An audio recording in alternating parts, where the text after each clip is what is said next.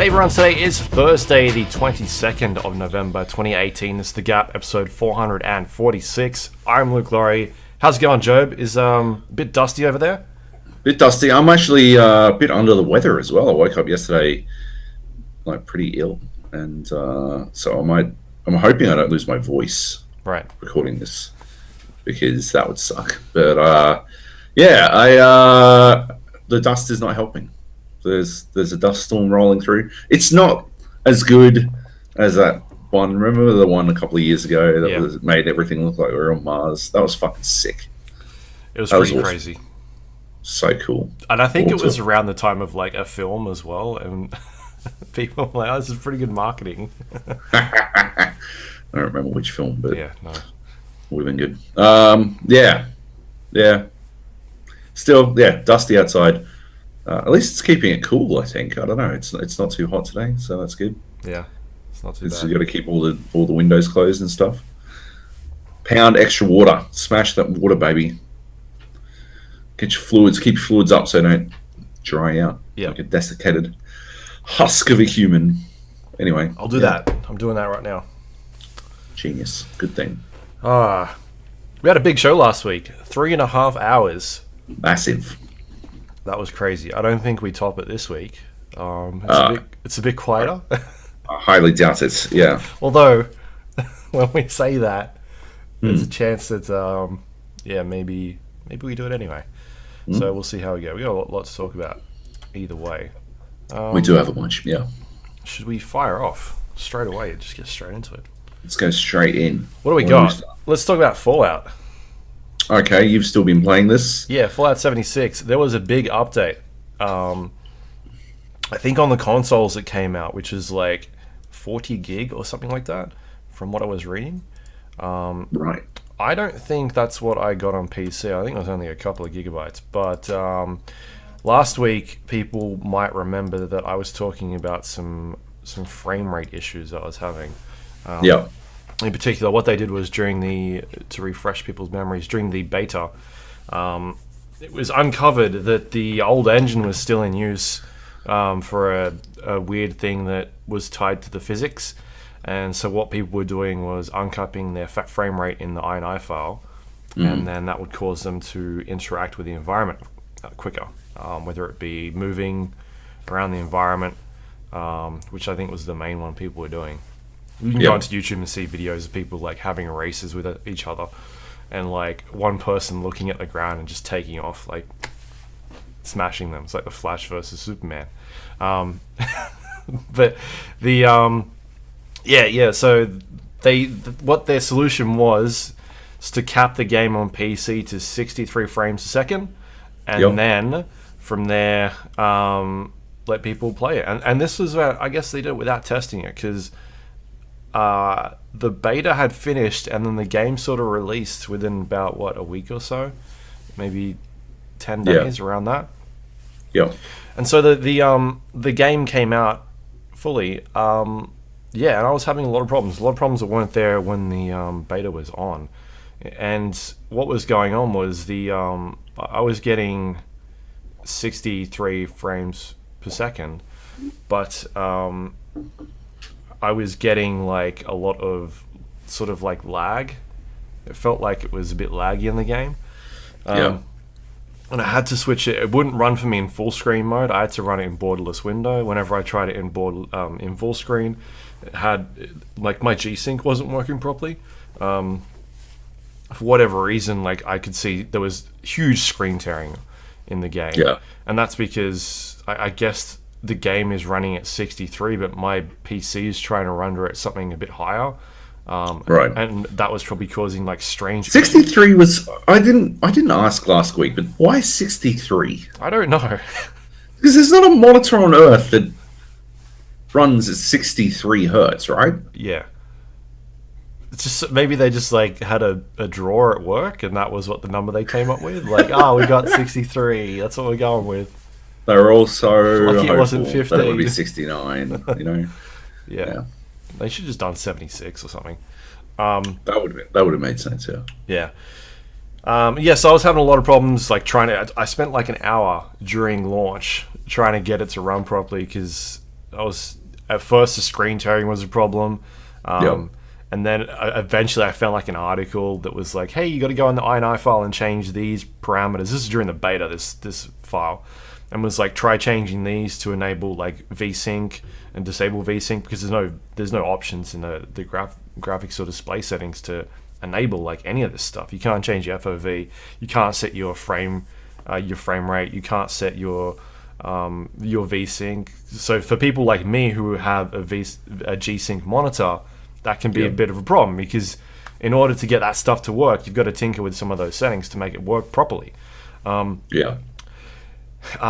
so basically what was happening was it wasn't running too great for me. I eventually got it working to something that was running properly, but it was really like stuttery, I guess would be the word. Like every once in a while it just didn't feel that great, and it wasn't smooth. It was like, it said I was getting a solid like 63 or 60 frames per second, but it didn't feel like that. It didn't feel like that. It felt below that, and and also you'd look around and you could see it like struggling in some, like it was struggling to do something, but I couldn't tell what.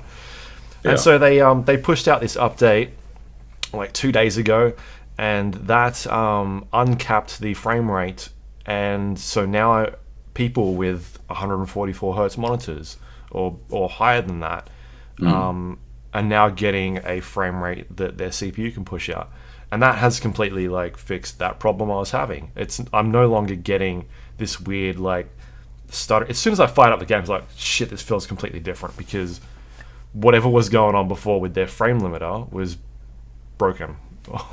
And the number one post on Reddit that day was like about the fact that they uncapped the frame rate, and then the number one comment was like, my game runs great with G-Sync now. And I'm getting like 144 frames or whatever. So yeah, it feels like a completely different game for me now, which is insane. And I'm not able to play it. Like, I tried to play. I saw you were playing, and I was going to jump in and play along with you. And I think Gerald was playing as well. I don't know if you guys were playing together, but I was trying to play. And the last 6 times I've booted into it, there's no mouse cursor on the main menu, so I can't select anything. So, yeah, I don't know. I'm like, well, kill. Tried plugging a controller in and see if that does anything? That did not. Oh, well, I had one plugged in already for a couple of those, because unplugging it, I thought unplugging it would actually fix it. Right. Because that's what someone on the internet said would fix it, but did no such thing. So I was still fucked. Yeah. So, it's just fucked. I don't know. Fair enough. So I had the controller plugged in for flying planes in Battlefield, of course. Because I can't do it with mouse and keyboard. No, but anyway. That's terrible. Yeah. So, fair enough. That's weird. And that's only happened since that, because they've only done one update, right? So it must have been whatever. Yeah, I didn't get that up. I didn't get that update, so this was before that. Oh, right. I suppose. Yeah. That's even weirder, because this is their first update. Right. Yeah. I don't know. Some sort of weird setting, some sort of weird conflict between some setting on my computer or something. I've got no fucking idea. Something must have changed or whatever. Yeah. All right. So yeah. Anyway, that technical issue that I was having is now gone. Yeah. Gameplay wise, I'm still sort of enjoying running around, like just exploring and whatnot. The thing they desperately need to change is the stash size, like the limit of stuff you can carry. I've hit my max already, and the problem with that is that I'm looking for, like, I need screws to upgrade my weapons or to build new weapons, and well, all right, now I've got to go through my stash and get rid of stuff that, like, so I can store more stuff, and it's like, it just seems like the limit is too small. Especially like considering I'm not even at late game. I'm level 20, 21, 22, and so like, are you seeing ghosts or something back there? What is going on? There's some sort of weird line on the camera. I don't know. It's like shading above here. I don't know. Is it Discord doing something, or it does? It's fine for me, I think. Because I'm not being vain, dear listener or dear watcher, the three of you watching on YouTube as opposed to listening to it. But there's this weird line, and I can only see myself this week because Luke's capture isn't working. I assume it's working in the video that you're watching, but I can't see him. So I'm looking at myself as a point of reference of actually talking to someone, which is how I like to do it. But it's weird because I can see this fucking line. Yeah. I don't know if it's me. That's just you. I can't see anything. All right, cool. Yeah. Anyway, sorry. Stash. Screw it. Yeah, so like, I'm level like 21, 22, and I'm not even at end game content. And like my stash is already full of stuff that like I've been getting throughout the game and like scrapping and turning into materials that I can use to build things for later on. Yeah. And like, so now I don't know like what I should be doing at any of this stuff. Do I just go through and randomly pick up shit that I feel like I might not need, or like, I don't know. I just feel like the stash should be a lot bigger. I don't know why there's a limit. Seems to be a common complaint on it. I guess they figure inventory management is a time-honored Bethesda game tradition. It is. It's terrible. It is terrible. Like, I just want to run through. There's already a limit on how much stuff you can pick up, right?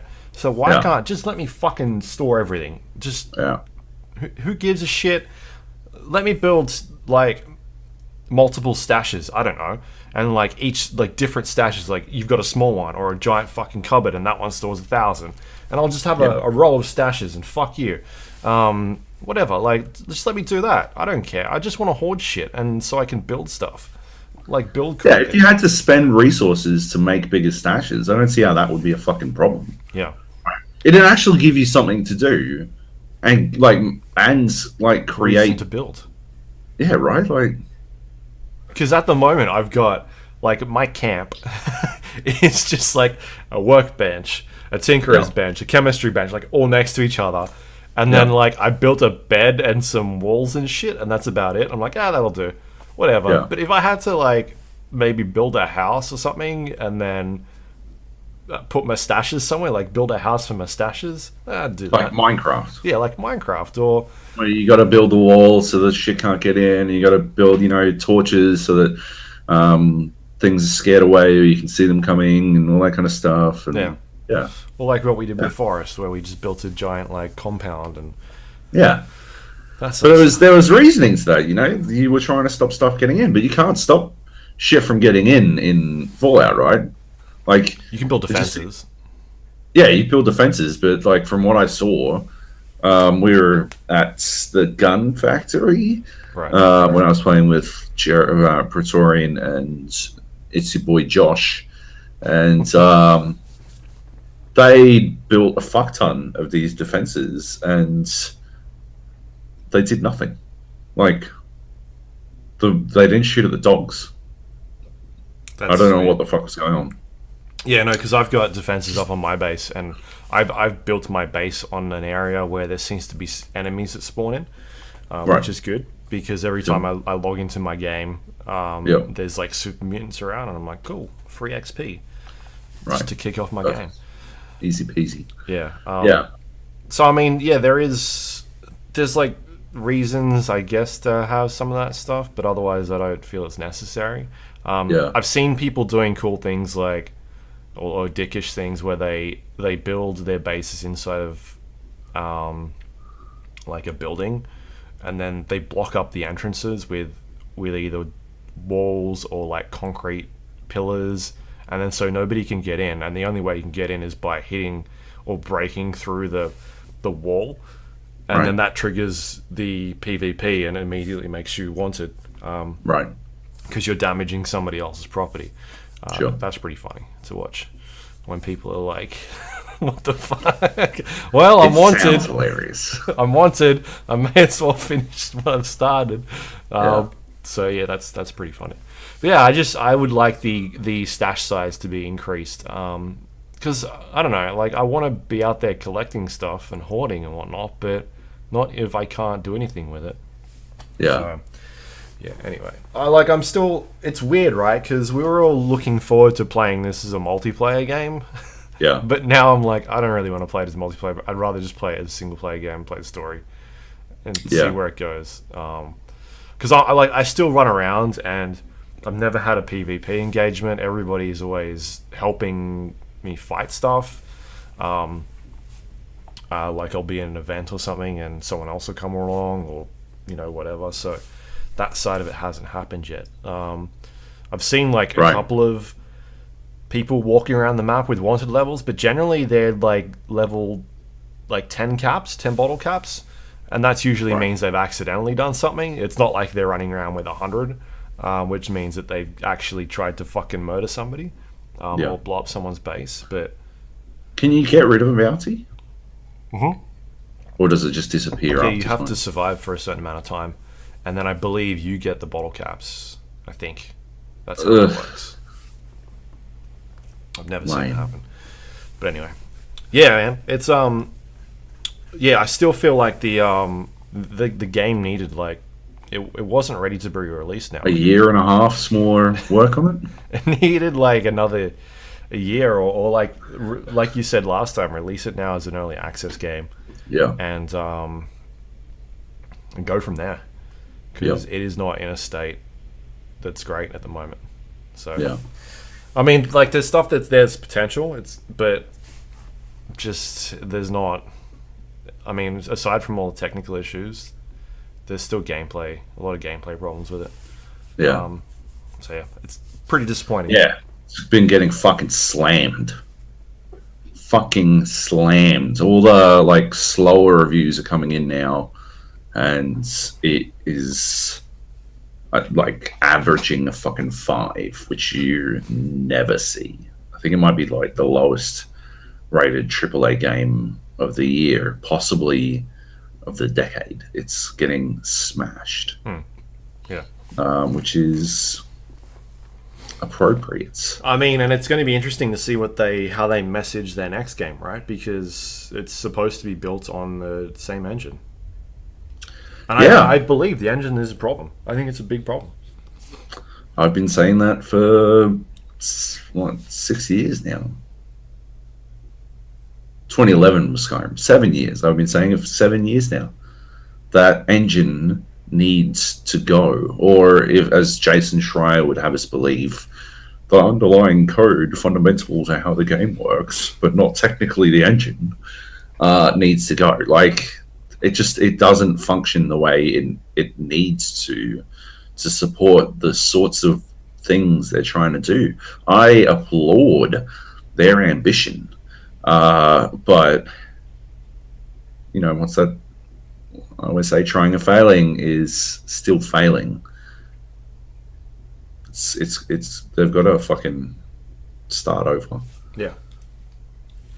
And I feel like it's too late. At least for the next 4 years maybe that they've got games coming out. I mean, we don't know when TES 6 and Starfield are coming out, but I guess we're still probably a ways off, maybe 3 years until we see something like one of those games.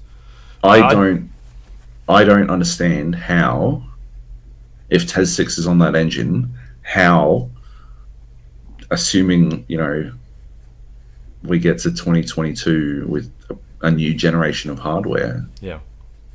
I don't understand how TES 6 is going to release on the Xbox 2 or the PlayStation 5, or it's going to run on GTX. I suppose by then it'll be 6080 Ti. It's going to look like fucking balls by then. Because, there's no amount of lipstick you can put on that fucking pig, Yeah.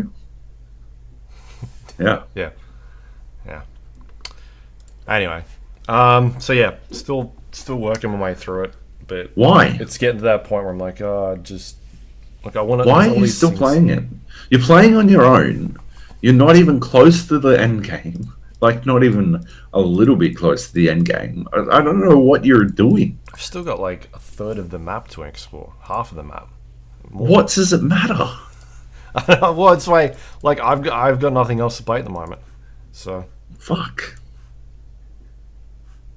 fuck, the Steam sales are on. Just get something. Get anything. Fuck a duck. I did. I've been buying stuff. Christ. Anyway. Because, like, we can talk about Battlefield. Yeah. But Battlefield is a game that I've been playing by myself. Yeah, it's really annoying. Yeah, it's very annoying because I don't want to play by myself, and then I see you playing. You've been playing. I'd like just happen to glance over. I've had a bit of time available. I'm like, no, I guess I'll just play Hitman. These guys don't want to play Battlefield at lunch. I guess I'll just play some Hitman. And then I look over and you're playing fucking Battlefield. I'm like, what the fuck is this shit? We could have been playing fucking Battlefield together. And then I'm like, oh, let's play Battlefield together, Luke. And you're like, I'm just leaving. I'm finished now. What the fuck? What the fuck is this shit? Yeah. So I'll jump in for like one round and I'll fucking bang my head against the wall playing that game solo, which is unbelievably frustrating. Yeah. Yeah. I've just been running around sort of doing, like, leveling up my other characters that I don't play. Because I main support at the moment. And so I'll jump in there and be like, I'll play as Assault for a little while, or Medic. And it's usually like my dailies or something like that. Or like your assignments will be, you know, do this 10 times, revive somebody 10 times or whatever. And I'll just chuck one of those on and play through it. Yeah. And also so I can start unlocking things in case we desperately need me to go Medic or Assault. I don't know. I just playing that game solo with a team that's like not communicating is not that great. It's pretty bad. I had like, it was like the Tale of Two Cities, like fucking yin and yang. Last night I played 2 rounds. I played 1 round at lunch, and then I played another round when I was trying to get you to play with me. So I played a solo. It was a grand operation.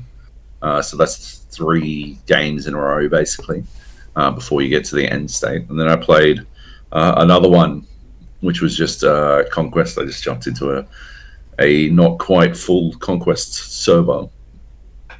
And we were doing, it was Hamada and Aerodrome, whatever that grand operation is called.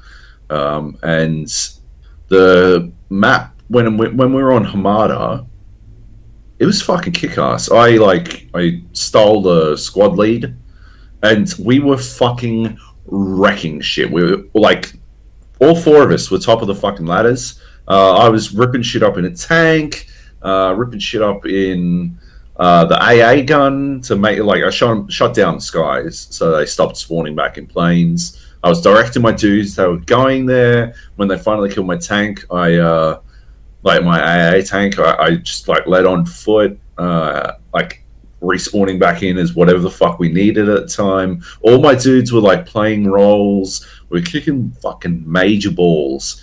And yeah, it was good. It was fucking awesome. And then we moved to Aerodrome, and like our team had max advantage. We had smashed the other side, the Germans. We had destroyed them. We had max advantage, and then we go to Aerodrome, and everyone in my squad, the same guys who were like slaying before, they all switched to sniper. Yeah. And it seemed like everyone on my team was a sniper. And it was infuriating. We did not get past the first cap. We hard lost. We had max advantage, which meant extra reinforcements, all that kind of shit, and we didn't get past the first 2 capture points. We didn't capture point A at all. And I was losing my fucking shit. It was the most frustrating experience because you cannot somehow get them to play the fucking game. I went in as a medic. I switched to fucking smoke grenades, and I was literally just laying down a fucking curtain of smoke so that my pussy bullshit teammates could actually run in and cap the point. They just had to get in close enough to actually cap the point. That didn't work. I switched. I jumped in a fucking tank. I drove the tank in and wiped out like 4 billion cunts. Didn't work. We weren't capping points, so I couldn't call in a fucking like the bomb. because you need some point caps, and if your teammates are pissing their lives away as recon, you're just not making enough rec points to actually do anything. Yeah. Fuck, man, it was frustrating. We couldn't get anywhere, and so we lost. And then the game after, like later on in the afternoon, we were just playing on Aerodrome again, and it was completely different. It was me and 3 dudes who like, this was just Conquest, but they were 1000%. I snaked the squad lead again. They were 1000% like, wherever they would just like lead the way, we will do whatever the fuck. Even the dude I snaked squad lead from, I don't know why he didn't just promote me in the first place, but like, yeah, he was just like following orders 100%. I jumped in a tank at one point so we could push. We like on Aerodrome we had, because it's a 6 cap. We had C, D, E, and F. We had 4. We had the majority. They had A and B. I don't know. I wanted B, so I jumped in a tank and I pushed into B to like break the siege. All of their tanks, they had 3 tanks all trying to push into C, pointlessly. I wasn't doing shit. So like, I was able to like broadside all 3 of these fucking tanks while pushing in on B, and like the pressure the tank itself put while also killing all their tanks was too much. They couldn't kill me because I had like 2 of my dudes went support, immediately switched to support when I went in the tank, and like were sitting there behind me fucking repairing me the entire fucking time. So I was just this invincible fucking tank rolling through. The 3rd guy was a medic, and like, so they were just, they were shredding assault players whenever they saw them. They were repairing me whenever like I got Panzerfausted. And then, we were just able that we pushed into B. They couldn't take a single point. They were just getting fucked. They had way too many recons. It was like the reverse of the other one. Something about Aerodrome just makes people on the British side want to go fucking... Want to go fucking... recon. I don't know what the fuck it is, but they fucking... It's like some sort of fucking idiot Mac. Because you can sit back and just ping. It's got those hills. It's got the outside hills. I guess it's reminiscent of... what was that Italian coast map? The Italian coast. Battlefield 1. Battlefield 1. I don't know. Yeah. Foul Fortress. I don't think that's on the Italian coast. Now I say it out loud. But it always made me think of an Italian map. Foul Fortress had those, like, that hill area where sniper idiots, like... I'll just to be clear for any listeners who love to be snipers, I'm not saying every sniper is an idiot, just any sniper who refuses to push a fucking point is not playing the game correctly, so they're an idiot. Like that sort of, like, I think it does lend itself to that gameplay, and it doesn't really lend itself to that play from the German side. So maybe that's what it is, but fuck, man, we shoved their shit in. We got 2 fucking V1s off, and like the dudes in the squad were fucking. I've never actually seen people squad chat before. I've seen like bare minimum squad chat. Like Nate will tell a rando to like move up, or he's gonna or do like stopping recon, or he's gonna kick him. One time I have pointed out to someone that they can't repair if they're not a support. That was in like a game a week ago or something. This time, like, they were in the text talking a lot, and it was awesome. Like, they were fucking peachy keen. I was super fucking thrilled to have someone leading the way. They like felt like they were winning. All 4 of us were at the top. Like, we were 1 through 4 on our team. Yeah, right. And like, we just fucking slayed. It was good. The only real problem was like right at the ends, when we capped B. It's like the other team just full-blown gave up. We couldn't make any more points because, like, it seemed like it was basically all snipers. We would kill the 3 people who walked into B. We'd kill the tank that would drive in. They were just streaming in, Sure. They weren't able to, like, cluster up and make any offensive. They were just getting fucked. And so, the point... We weren't able to harvest as many souls anymore. What they needed to do is what we do, on that map when you're British, which is you spawn at A, you loop all the way around to E, and then D for the back cap. That's what they should have been doing, but they weren't even doing that. Like they tried it on twice, and we shut it down, and they gave up.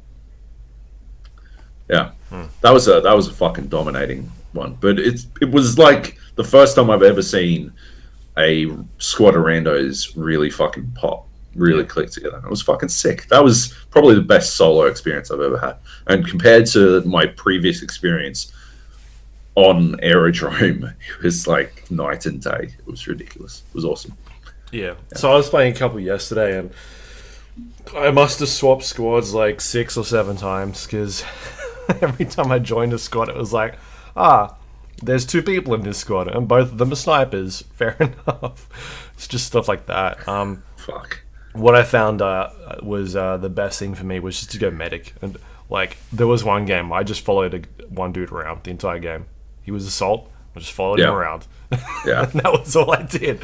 I was like, I'm having fun now. Like, I mean, technically we're not really in a squad, but I'll just follow this dude around and just revive him all the time. Press 3 a bit sometimes. Oh no, I've got that mapped to my mouse now, that button. Oh, right, yeah. Playing as support, that's all I do. I just hold that button down and I just throw ammo at everybody. Yeah. Yeah, nice. Yeah. So yeah, that experience wasn't great. Like, just playing solo. So that's sort of why I'm just leveling up guns and whatnot, getting kills and getting those medic people. I don't need to, because I've maxed out my support at the moment. He's full. Yeah. Have you used the MG40? I haven't touched any other guns, because that default support gun is broken. And I said this the other night, if they change that gun, I will quit. It's getting nerfed. It'll be the first thing nerfed. It has to be nerfed. It is disgusting, man. It's probably, I think it's better than the fucking assault rifles that the assault for sure has. Like, yeah, I outshoot cunts with it. Like, fuck that. It's a laser. There's no way. It has to. Yeah. The accuracy on it. Or just buff all the other guns. Don't nerf this one. Buff all the other guns. Do the data thing. It has to. No, check out the MG40, which is the rank 20 support unlock. Yeah. It's high rate of fire, right? It's like a camping support gun. Yeah, you gotta deploy it to actually use it, but fuck, it's crazy. It is insane. I think Nate was saying it has the lowest frame per kill, or frame to kill, in the entire game. 9 frames to kill, which is ludicrous. That's crazy. But yeah, it's not useful in shitloads of scenarios. Have you got the MP40 as a medic yet? I think I've got the second gun unlocked. I don't know what that is. Play more medic. Yeah. MP40 is awesome. The first gun's terrible. It's the accuracy is shit, and it doesn't do any damage. Yeah. You got to power through it by reviving people. Yeah. But yeah, the MP40 is fucking sick. Use that. It's great. Yeah. Yeah. So yeah, the other thing I was talking to you guys about the other night is I think the supply. I'm not sure what that system's called. Supply drop system. Basically, you get points for requisition points for doing tasks in the game. Either it's for completing objectives, healing people, supplying people with stuff, getting kills, defending objectives, all that sort. Like anything you do in the game, you're basically getting points for. And in Battlefield 5, what they've done is you accumulate points as a team, and then your captain, your squad leader, is able to call in like abilities and spend those points on something. I think that system needs to be overhauled or changed in some way. Seems like the only viable option at the moment is the rocket, the V1 rocket, which a lot of people seem to use. I can't even tell you. I know one of them is a supply drop, one of them's in tank. I don't know what the fourth option is. I can't even remember. Tank. Is a second tank. Yeah, well, they couldn't think of a fourth one. So they were just like, fuck it. They're different tanks. Tank. Yeah. They're different tanks. Whatever. And mate, like, when you're with a team like us that's not playing, like, we're not really tank people. Like, we're playing an objective-based game, and you give us one option, which is Like neither of those options are really something that's good for us as a squad, other than the V1, which is to get kills. I guess it clears out an area. I guess that's what it does, right? Is it clears out an area, but otherwise, I don't understand what the supply drop is there for. Like, what is the purpose of that? They basically built this game around making it a team-based game, but you're going to give me a supply drop that gives me supplies anyway? Like, that just doesn't make any sense to me. It does grenades. Sure. It takes too long to call in, though. Yeah. Like, it's the only time you're spending that much time at one location, you should be able to build a fucking ammo crate anyway, right? Yeah, right. The only use I could see it for is for, like, a sniper who is out on a fucking hill somewhere and is like, I need ammo. And I'm going to go, fuck them. Yeah, fuck off. Yeah, exactly. Like, I just don't understand the point of that. I just don't get the two. Like, okay, fair enough, there's two different tanks. One's a tank destroyer or whatever, but if you're not... Like, it's no use to people that are pushing objectives and playing it that way. Like, it seems they've catered towards two of those drops being for tank people. I feel like maybe there should be more options, or... I don't even think the two tank... Like, the Sturm Tiger, which is the ridiculous tiger you see sometimes. That one's pretty good. The tank destroyer, I don't think kills... I think if you really want to kill a tank, spawn as fucking assault. I mean, I know they're nerfing the rocket launcher, the Panzerfaust. I know they're nerfing that immediately as well because it's too powerful. But, like, yeah, the tank destroyer, pointless, man. Like, it just doesn't compete. I outshot one. Like, it got 2 hits on me, and I turned around, dropped some smoke, and then, like, rocked back and forward, World of Tank style, and I outshot a tank destroyer. It's in the name. It's supposed to destroy tanks. Yeah. I don't give a fuck. Like, yeah, ludicrous. That thing's so good. Sturm Tiger's good.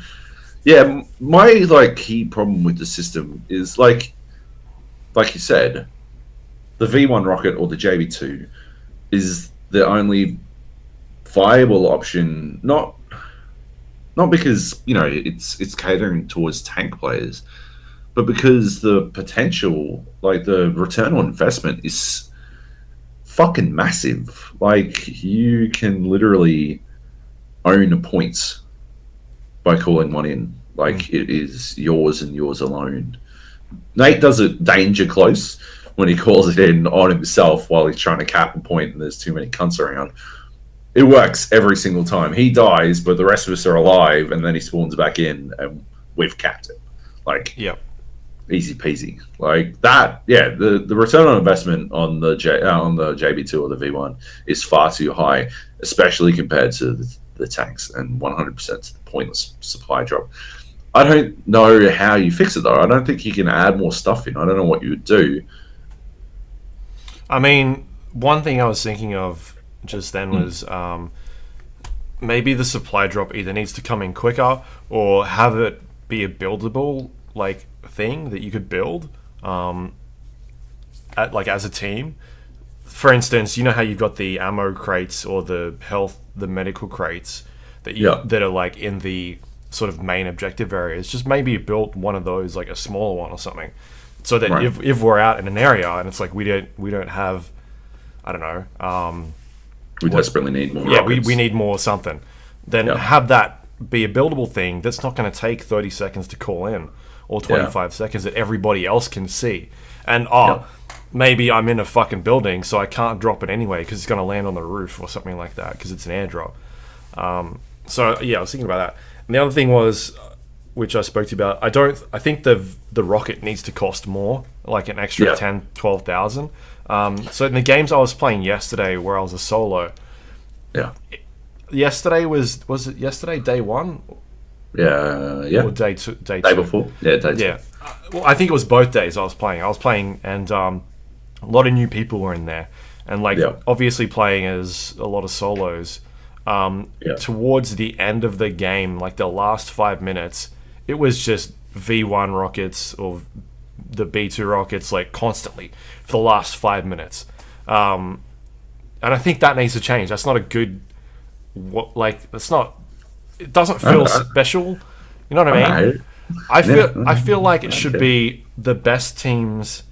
Like if you're working as a team, you've owned this, right? You've gotten the ability to call in one of these rockets, as opposed to my team, who was complete trash. We weren't doing anything, and we still got to fucking fire one of these things up. Like, it just doesn't make any... And that's why there was, like, 9 in a row. Because you can, like, literally know the moment all the other rockets are going to come in our games. Because as soon as we fire one, you know the rest of them are coming. Like, in short succession. And that's what that last game was like. It was like all the shit teams got their rockets at the same time, and it was just rockets for 5 minutes straight. Just fucking bombing everywhere. And it's just... If you watch the way... Like, look,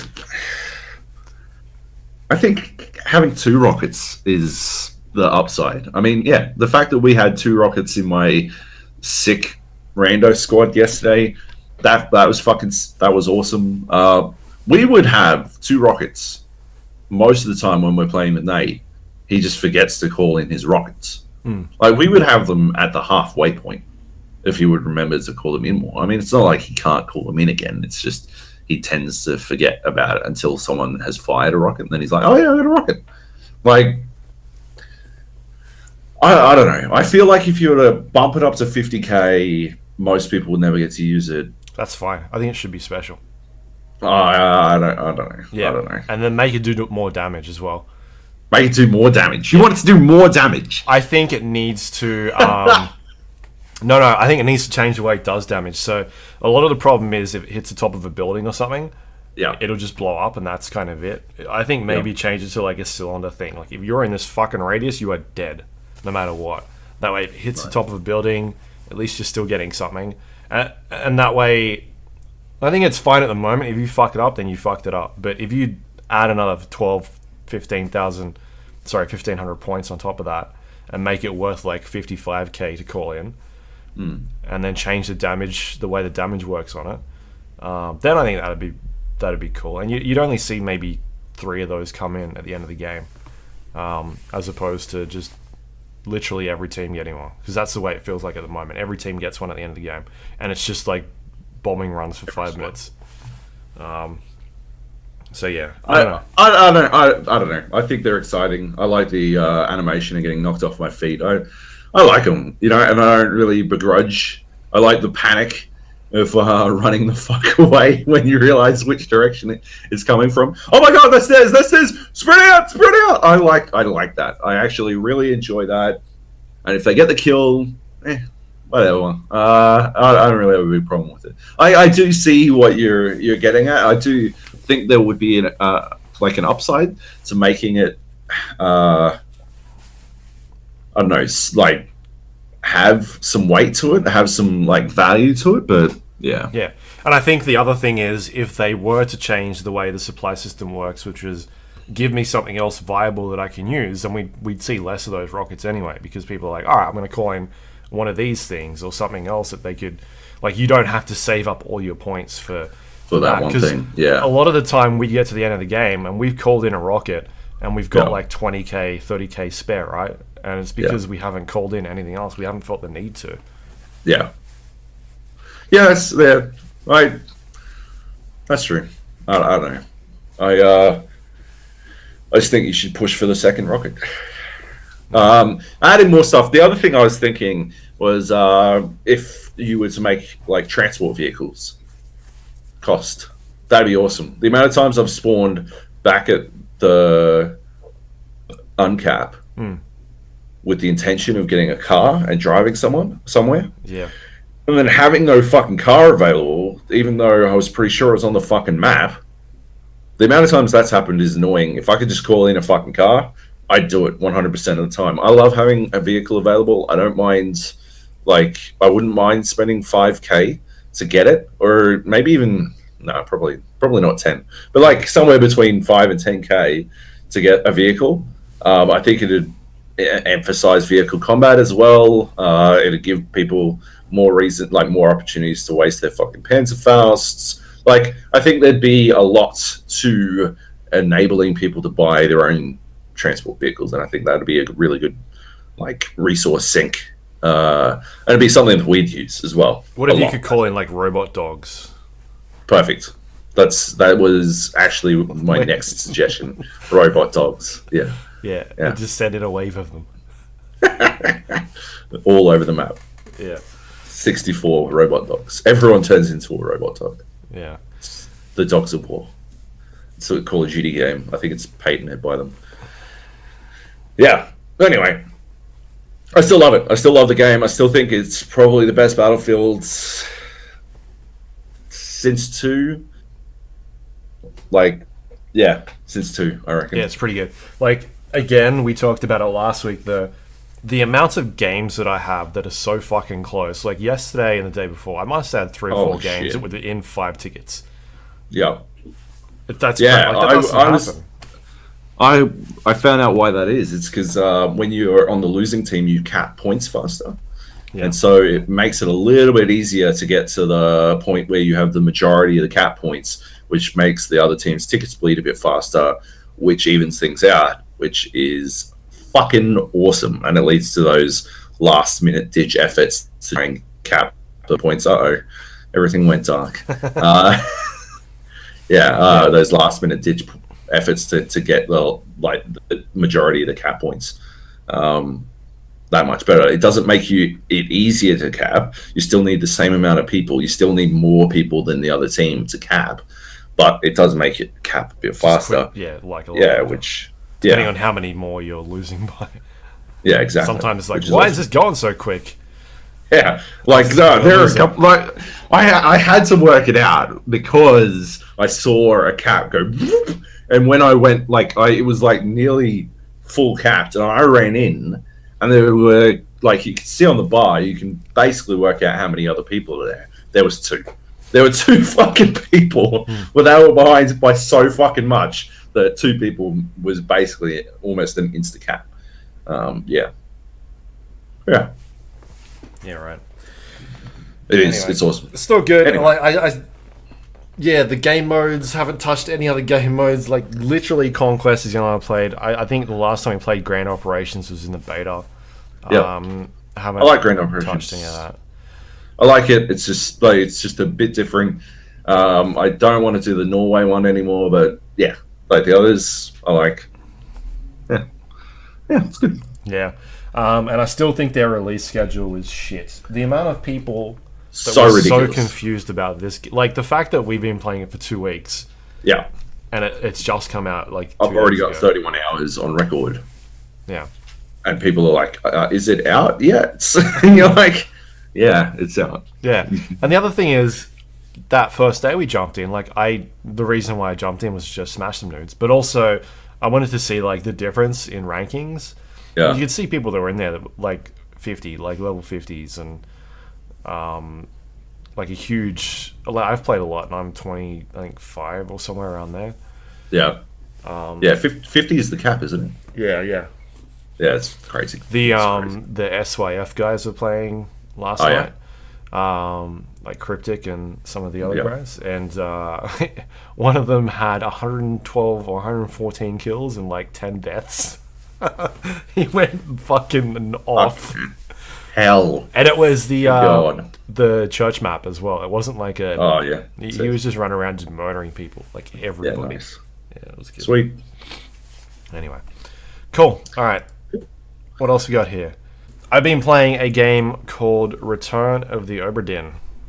We spoke about this, I think it was last week or the week before when we mentioned the Game Awards. And it was up for nomination. And I was like, I don't know what this is. And you were like, it's the guy from the game Papers, that made Please. Papers, Please. I think his name is it Lucas Pope? That sort of rings a bell. Yep. So I picked it up. It was on it's on Steam at the moment, but it's also on, I think, GOG, Good Old Games. It was $20, so I grabbed a copy. And it is. Have you heard anything about it at all? No, I remember when it was first announced, but that's it. Right. Okay. So it is. It's basically like a murder mystery, sort of you're solving all these what has happened in this boat. So it's set in the 1800s on a giant ship, like a galleon, and you arrive and like everybody seems to have disappeared or they're all dead, and you're trying to figure out what happened to them, like where did all these people go. And you basically get on this boat and there is like a dead body on there, and you've got this compass. It's like a compass or a clock or like a little time watch, and it's got this a time watch. You know, it tells the time. I like those other watches. Yeah, and it's basically like this weird thing that's able to go back in time or something. I don't know what of the fucking magical powers it's got. But you basically walk up this dead body, and it takes you back in time, and it shows you like what was happening at that situation when this person died. And so it's like this it's a first person game, but you're walking around this environment, and the environment is sort of stopped, like the time has stopped, and you're able to walk around and look at things of the environment. And from there you're able to look at people and determine, all right, this is this. Like you can look at them, you can look at like what they're holding in their hands, things around the environment. Oh, this person here was shot, and if you go back a little bit, you can see someone else standing nearby holding a weapon, aiming it at them, and you start to like get a piece together of like what happened in this scenario. Sometimes there's like audio that plays, and it'll be people around the environment that are talking. It won't necessarily tell you who it is, but you'll hear the audio. And then once that kind of plays out, this goes for about maybe 40 seconds. Like you're able to walk around the environment, and then it kind of kicks into your journal. And your journal brings up a bunch of information. It tells you where the body was when it died, or where you found the corpse, how many people were in the area during this, I guess, flashback scene, the dialogue that was said, and then also the person who has deceased. It'll give you a bit of information on them. And what you're trying to determine is how this person died. Sometimes you got to figure out who they are, like their name. If somebody, for instance, like the scenario I just spoke about, was attacking them, you've got to try and determine who it was that shot them, like the name of that person. And so sometimes there's maybe 2 things you need to figure out, sometimes it's 3, but it's generally like how they died and who this person is. And then sometimes it'll be like, all right, and who were they attacked by? And then, so for instance, this first one, it's like you get a little piece of information. There's like 3 people in the environment, but you can see one person dead. And so you put together bits that you know. So it's like, all right, I know this guy was shot. And so you fill that sort of in the journal. And then you kind of go to the next bit in the area. Like there's different parts of these, the journal that's sort of split up. Like they're different chapters. And then each chapter has certain parts. So that might have been part 1. And then you go to part 2. And then that might go backwards in time a little more. And you can sort of see the events that led up to why that person got shot, and basically it starts telling this story about like what kind of unfolded in this situation, and why did this person shoot this other person, and you found out, oh well, it's because maybe they stabbed someone else earlier and they were the ones that were actually out of control. And so you start piecing together all this information. It's like, all right, this person was shot, this person was stabbed, and as you're looking at each person, there is like this sort of artwork that you can look at. So it's like you'll look at them and it'll bring up this image as well. It's this really weird effect that it does, where you look at somebody but the background subtly changes. So your environment changes, like the background, but you can see like a piece of artwork someone's drawing and like a picture of all the crew on this ship. And then you can go in and look at each person, and then as you progress further and further into the game, you start to figure out like, oh, okay, this person was the captain, and next to them are the 2 first mates and the second mate. And you start putting together people's names. Sometimes the dialogue options will like the dialogue that's in the game will maybe rattle off a name like Charles or Nick or something like that. And it's like, all right, well, one of these people that are nearby, his name's Charles. There was a cool moment where like, I was in like the infirmary and somebody was sick, and like you've got these people that are talking, and there's like 5 people in the room, but just from that you can kind of figure out like, okay, well, this person is the ship's doctor, right? And then so you look through the ship's, like, the crew manifest, and you find out, all right, this person, like, here's their name, here's the country of origin, here's their role on the ship, and you're like, all right, well, the doctor is here, this must be the doctor. So then you get that person's name and then like line it up with the information that you've got, and so all right, cool, so I've got that piece of information. I don't really know what else in the game they're doing, but at least I've got their name. And then I know how this person here died because they said that he had an illness. So then I look at this person and I fill in my journal that this person has died from an illness. And then there was like a second person in that room at the same time, and I was like, it's kind of weird. Like maybe they're the doctor's sort of second in charge, like their mate. And so I keyed that information in. So it's like this process of sort of seeing what information you can sort of piece together, and then like a process of elimination. Yeah. Detective work. Yeah. And each time you do this, once you've filled in the correct information in a journal for a person, like you've gotten their name, how they died, and maybe who killed them, once you do that 3 times, so for 3 different people, that's when it tells you, all right, you've gotten this information correct, and it gets written in your journal as a hard copy. You can no longer change it anymore. So that means that you've got that information, right? So I guess you could probably go through the game and just randomly pick things, but there are 60 people in the game. There are multiple ways they can die, who killed them. So you've actually got to go through and like start to figure this stuff out. And you may go through like 6 scenarios before you actually start getting like, oh, somebody's name. Like all these people are just blank faces to start off with, and you're just putting together like how they died. And then you might get to the end of the story, the end of that chapter, that specific chapter, and you'll get a name, like one name, and then you put that name to the person that you found, and then you go to another part of the book in a different chapter. And so like all these different chapters are like different moments on time in this boat. And so that may give you information from somewhere else that's happened, and then you sort of go backwards and forwards between different times to sort of process this stuff.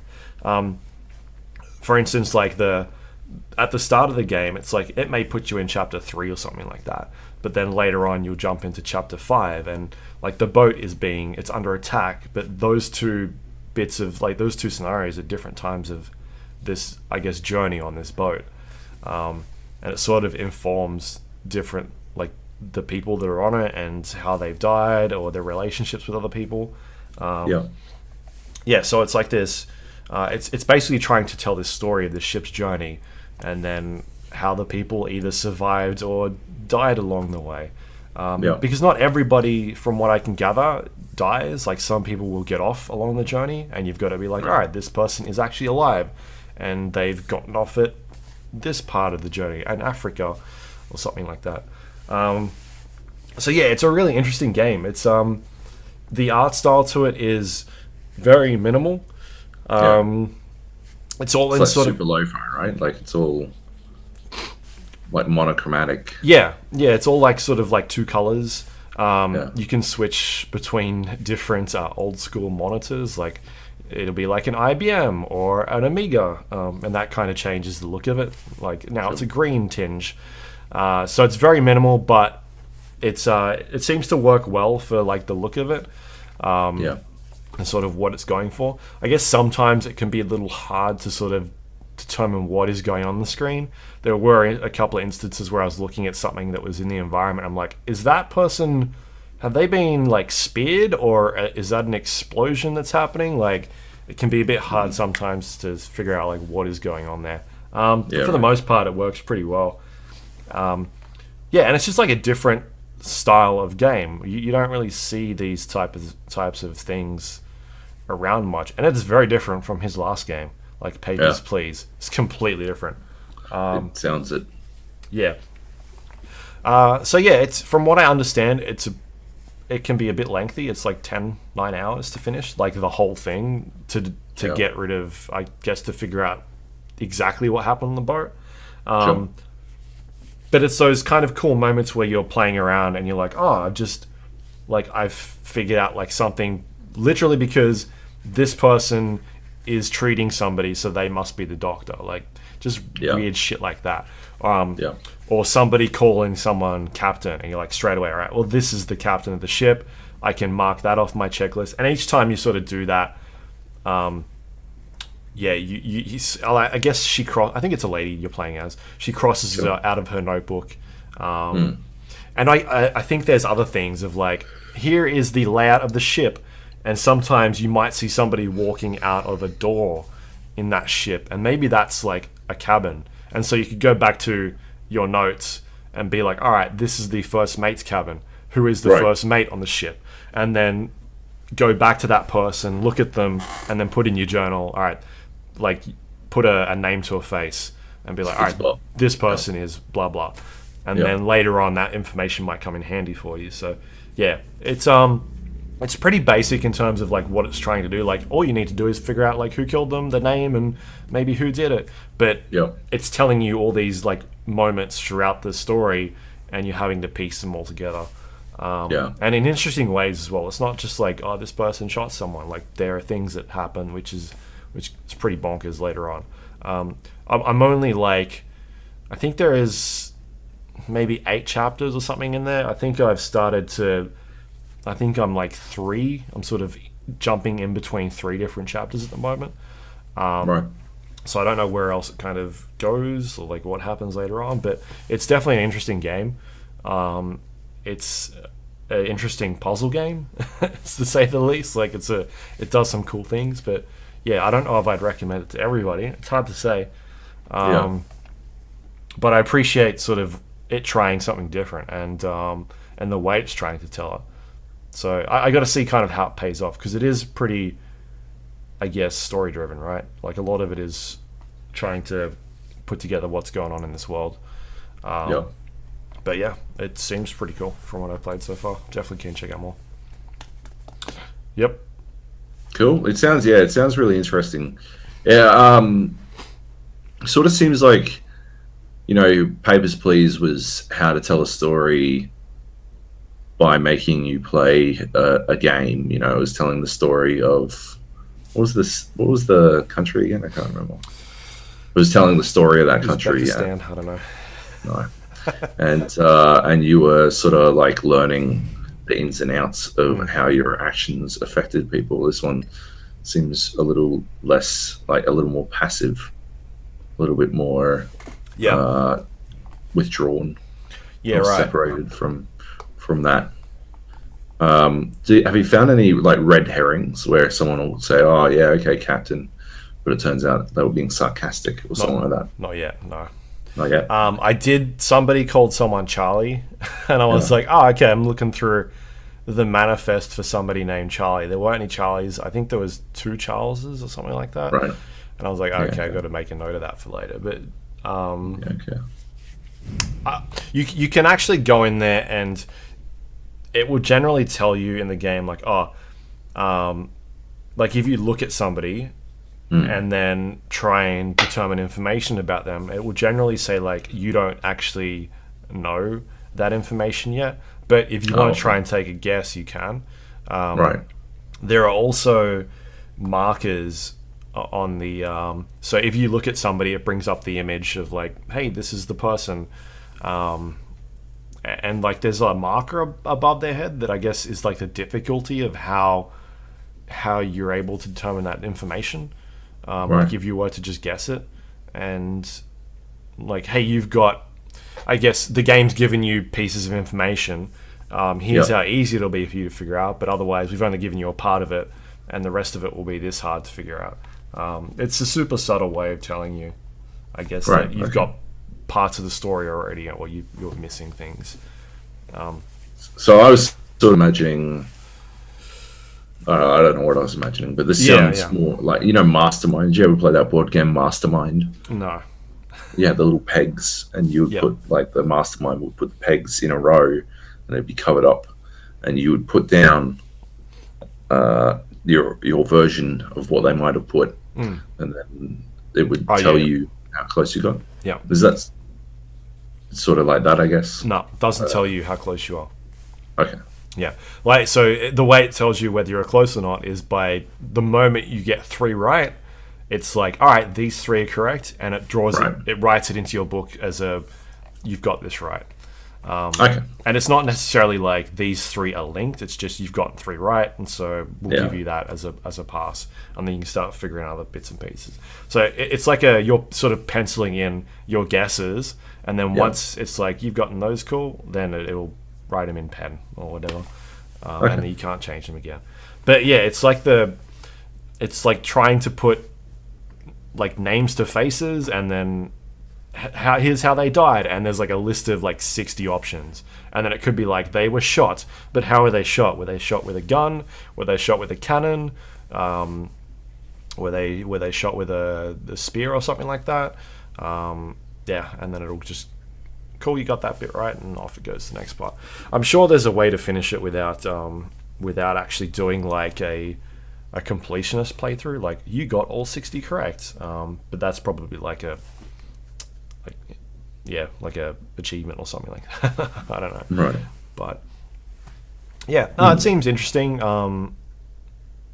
I just don't know like what the end game of it is. Like, is there a payoff at all?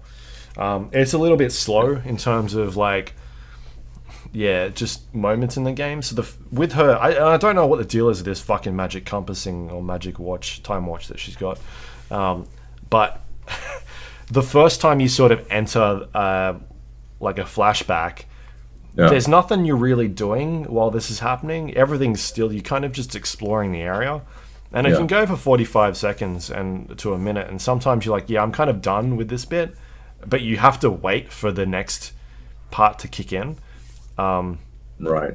Which is like the part where you can start solving the crime or solving the problem. It's a really weird way of doing it.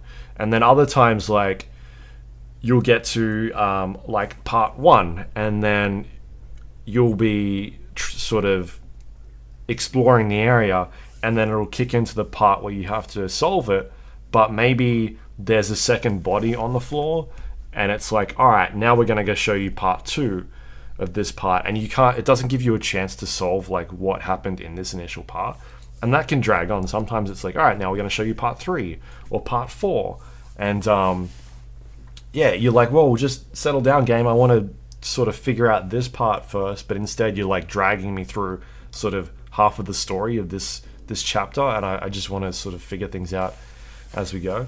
And then so you'll get to the end of that, dragging you through, and you'll have to jump back and go back to the first part and start solving that bit, and then walk around the area, and maybe jump forward and backwards in time.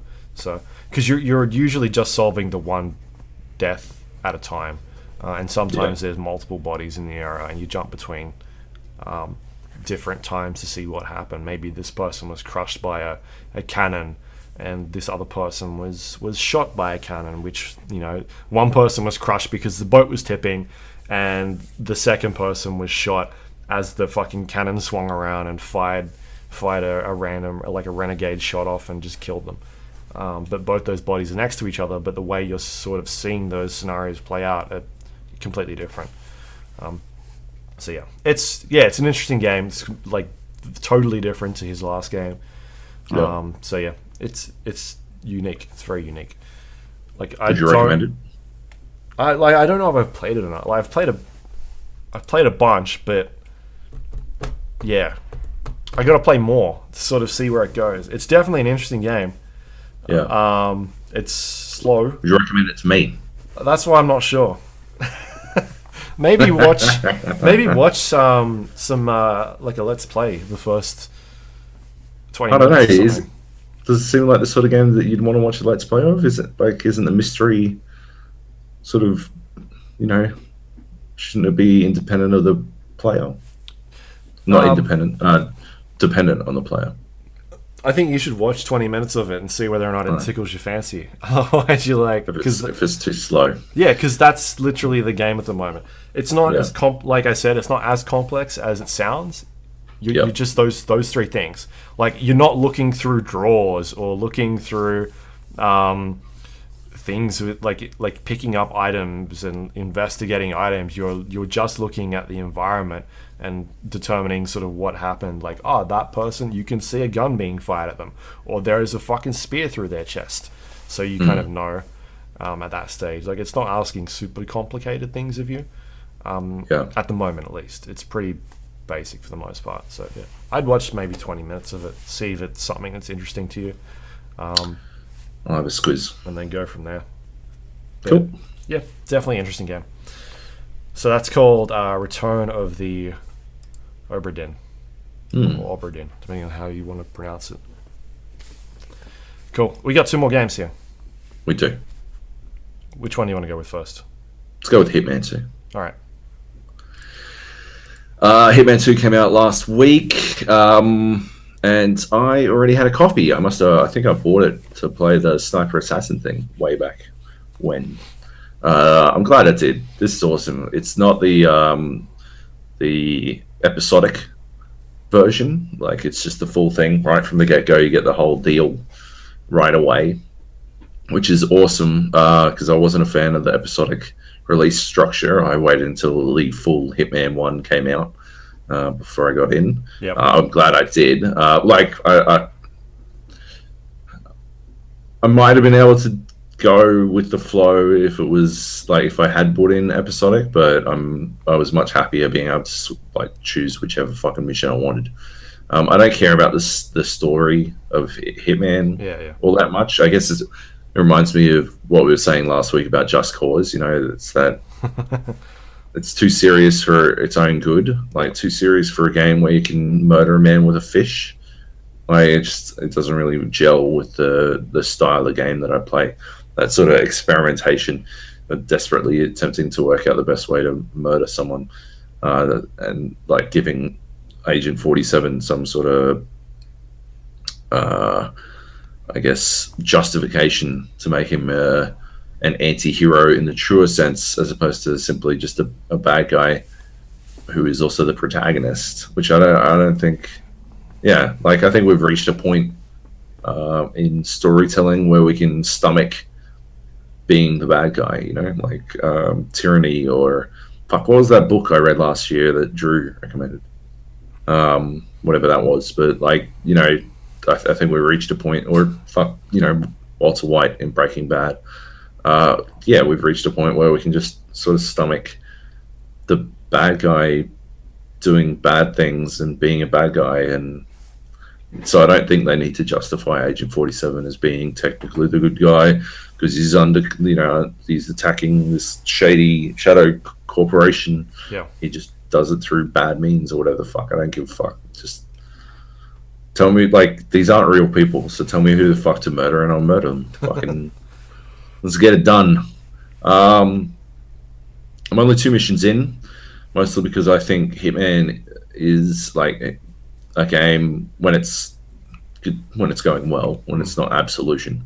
It's a game where you really want to soak up a level, and that's why I think in some ways people did appreciate the episodic nature. I think it gave them the opportunity to really fucking gel with one level at a time, and then move on to the next space.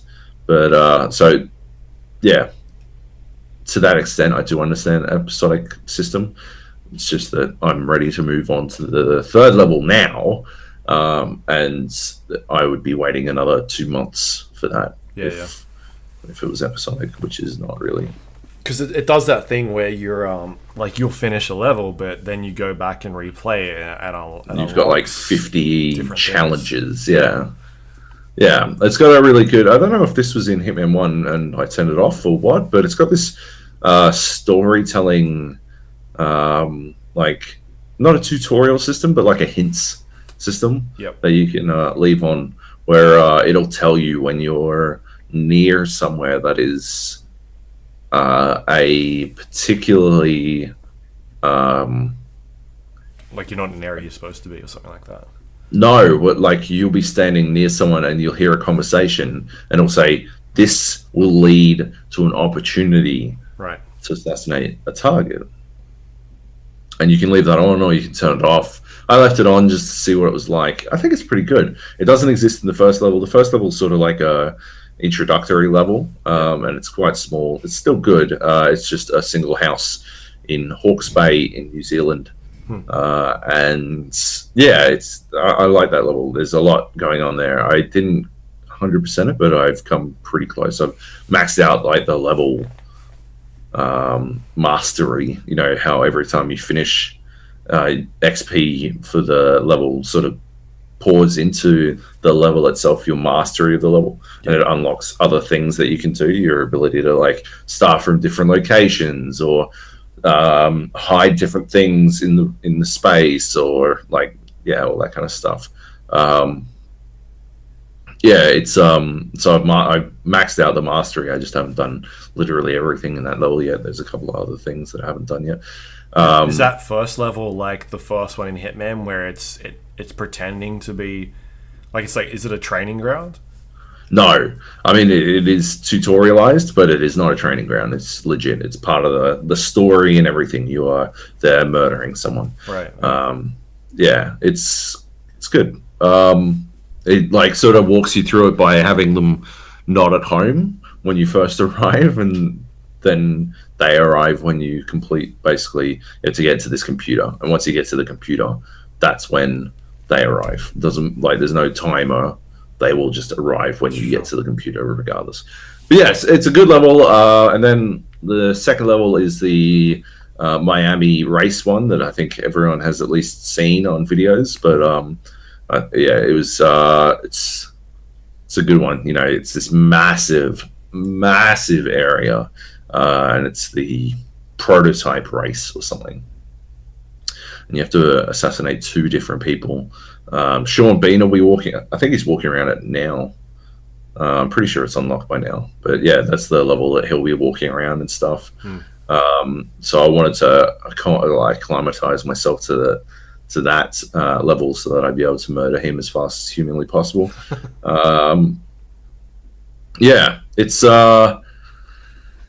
It's good. You know, what Hitman does really well, I think, is that ability it has to incentivize you to find the most interesting ways to do things. You know, it's there, and then everything works on its own internal timer.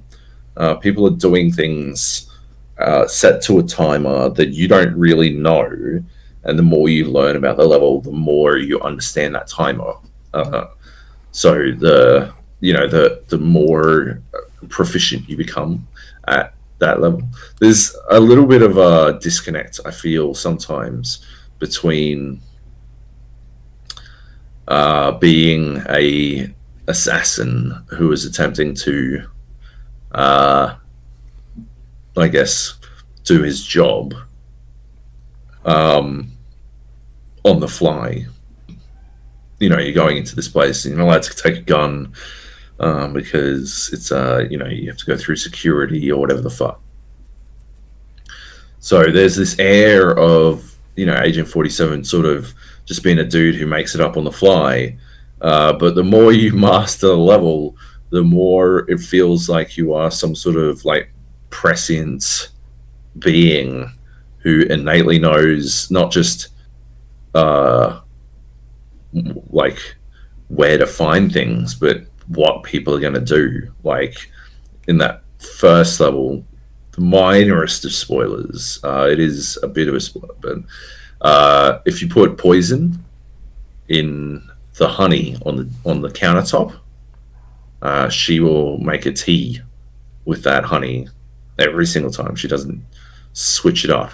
She always makes tea with honey. So you can, if you like wander in this house and you've got just enough poison to poison one thing, but you poison that honey, you'll poison her.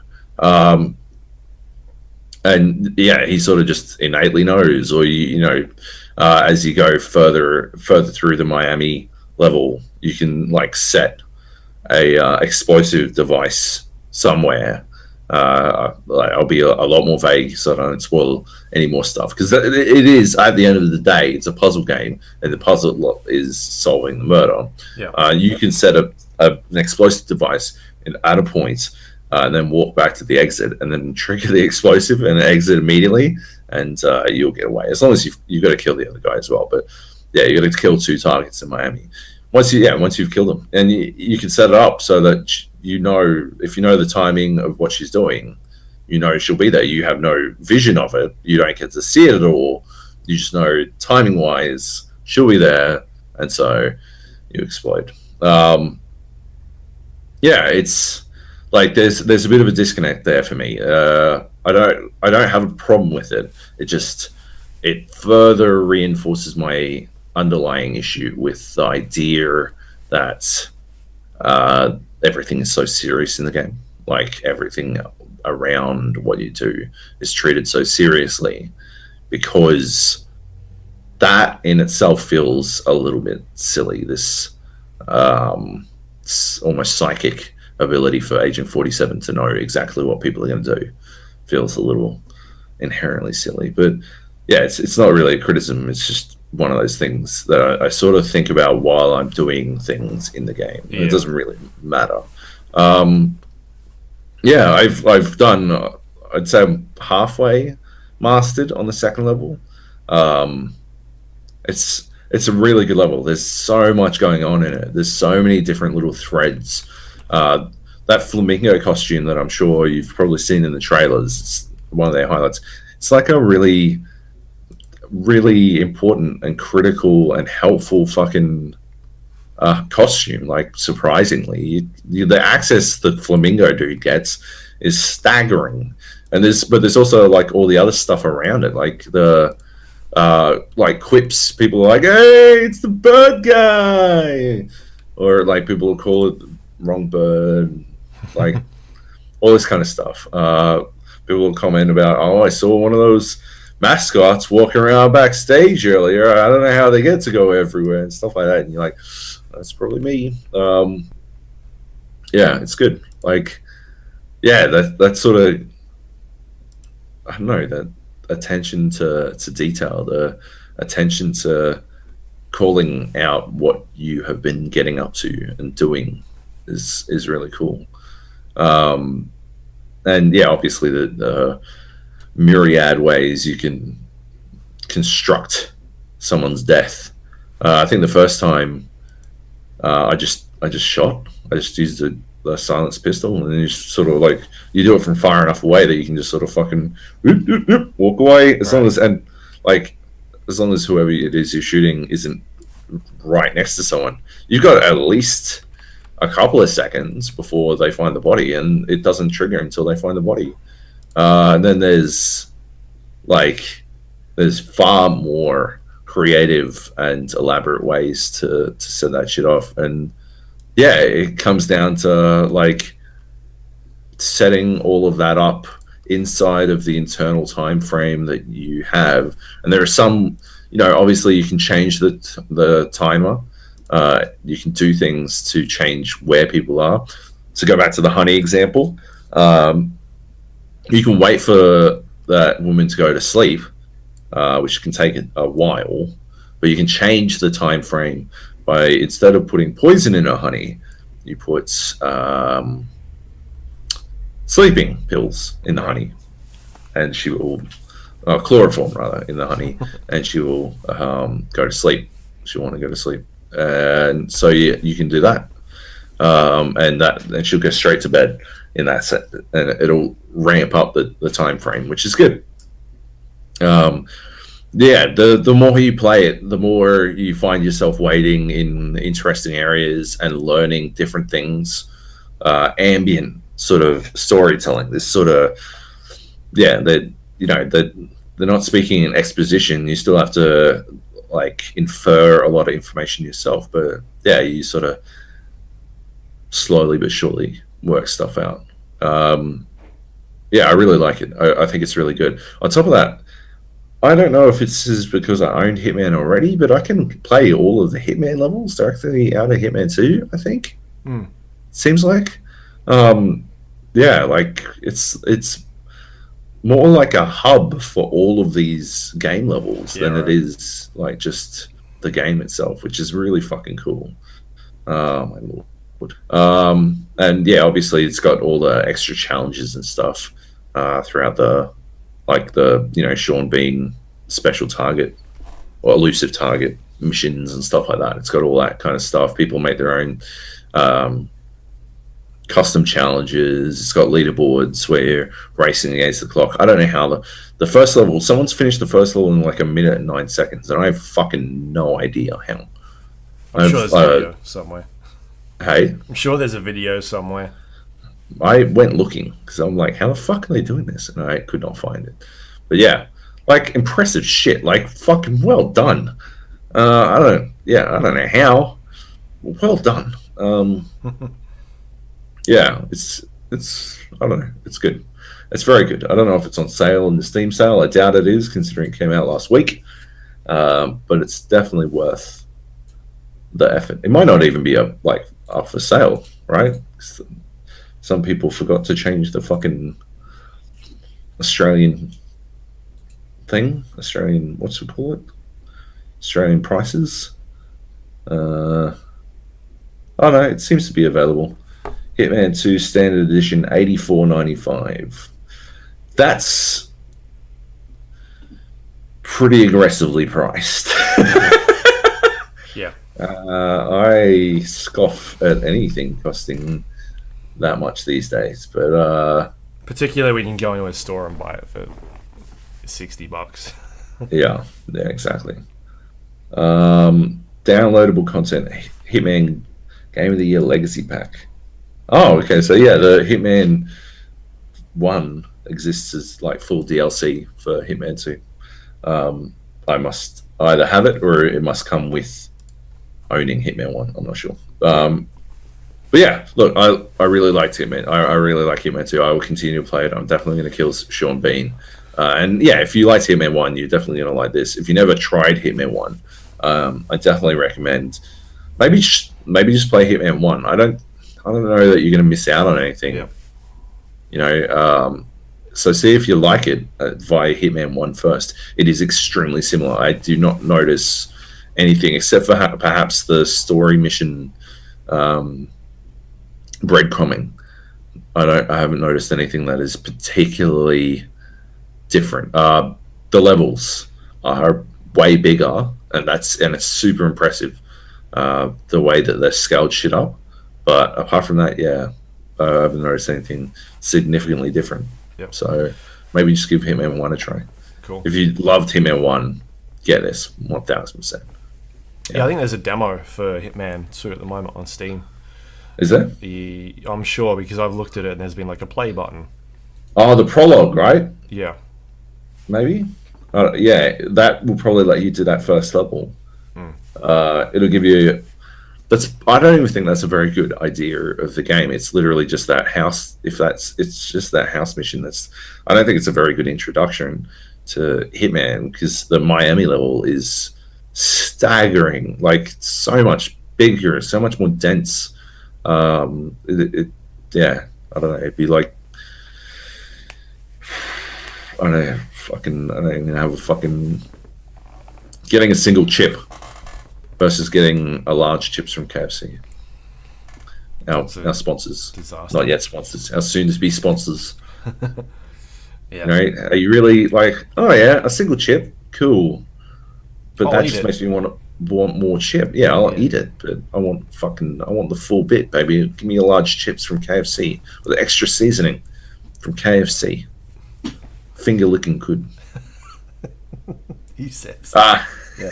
No, I've heard really good things about it too. What's really interesting to me is how I guess IDOS or IO Interactive, it's like they're in Warner Brothers now, right? Yeah. So like a year ago, we were talking about how they got dropped, and we're now an independent company. Yeah. Because Hitman 1 wasn't like a bad game. It reviewed really well. I guess the sales just weren't there or something, because they for whatever reason they were like, we're parting ways. Doing it the way they did, the episodic launch, I think might have hurt their sales, and by the time it came out full, I believe I got it on like discounted almost immediately. So yeah, I think that sales structure might have hurt them. But in saying that, releasing this time as well, I think has hurt them. It's not a good time to release this game. It should have been. I mean, we keep There's saying no reason why it couldn't have been July next year. Yeah. Because I'm not going to say March or February next year because that's fucked. Maybe January would have been a good time. Do January. January. Drop Fuck it in January. Yeah. You should have 1000% should have been done in January. That would have been fucking amazing. Maybe they wanted quarter 4 2018 or however their fucking financial I think they just want year Christmas works. sales, but still, I don't think that's. It's very It's too busy now. You've still got people are still talking about Red Dead.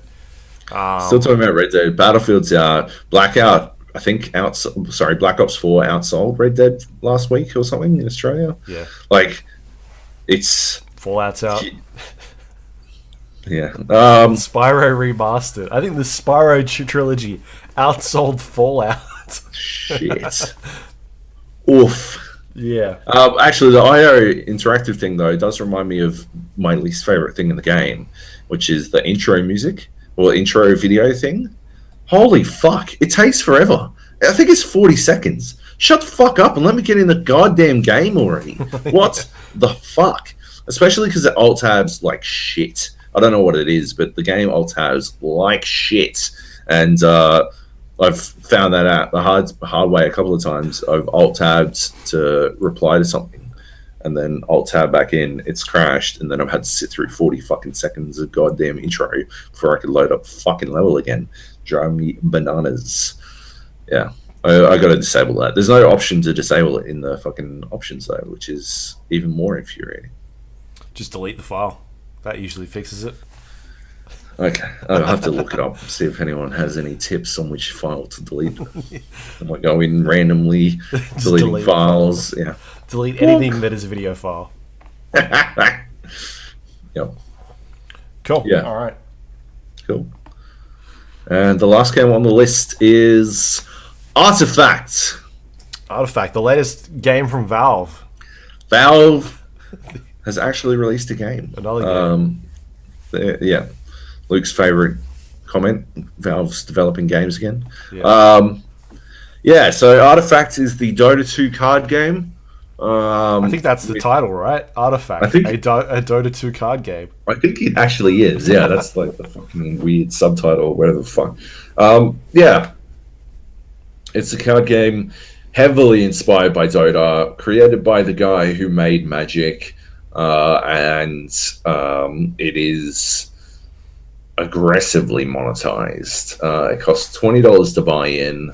That doesn't get you access to the beta, which is fucking ludicrous. And that's $24, 24 Australian dollars to buy in. That doesn't get you access to the beta. There is literally no way to get free card packs. So yeah.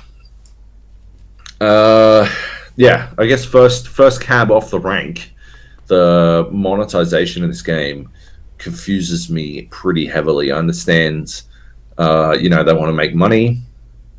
They want cards to have some sort of value, so they don't, because obviously there's you can sell cards on the Steam trading market or whatever the fuck. You can sell cards. You'll be able to once the game's out. Well, you will be able to, yeah. You can't just yet. You will be able to in 6 days. So yeah, you can sell cards, or you will be able to sell cards. Steam will take a cut of that sale, and so if you sell, for 4 cents, you'll get 3 cents. They'll get 1. So obviously they want cards to have some value because they're taking a cut out of every sale, and yeah. So from that perspective, I understand why they don't want there to be an avenue for free cards, because that would devalue all the other cards. But that said, I don't understand why the game is pay to play in the first place. I don't understand why it's a $25 game from that perspective, because it means that the amount of people who will be buying in will be significantly lower. When you buy it, you get 2 starter decks and 5 packs of cards. Yep. And I suppose technically that's $25 worth of shit. Yeah, that's how it should be. The game should be fucking free, and you get a $25 starter pack. I do not understand why they do it the other way around, where everyone has to buy it. Or because if you want cards to be worth shit, then you want as many people as possible buying cards. Ludicrous. Anyway, so straight off the bat, they made it so that you could you were able to get cards that you already owned and that existed in the starter decks. They didn't restrict them from packs. They want you to get duplicates so that you'll sell your duplicates. The starter packs that come with the game, everyone gets. So, for example, my dude Sven is one of the starter heroes that you get. Yeah. Okay. Was that not his name in Dota? Yeah, did I say it wrong? Yeah? You just said it with like a weird accent. Sven. Yeah, he's Swedish. I don't think he is. He's something with his weird face, no eyes, or whatever the fuck's going on there. That's Sven, right? No eyes guy, big sword. He's got eyes. Yeah, he's got a big sword. Right. Looks like a knight. Does he? Yeah, it looks like a big. Who am I thinking of? Anyway, so Sven comes with it. You might open your first 5 packs and find 2 Svens. And Sven? Considering cards having value is a critical part of this fucking game, that's pretty weird because those cards have 0 value.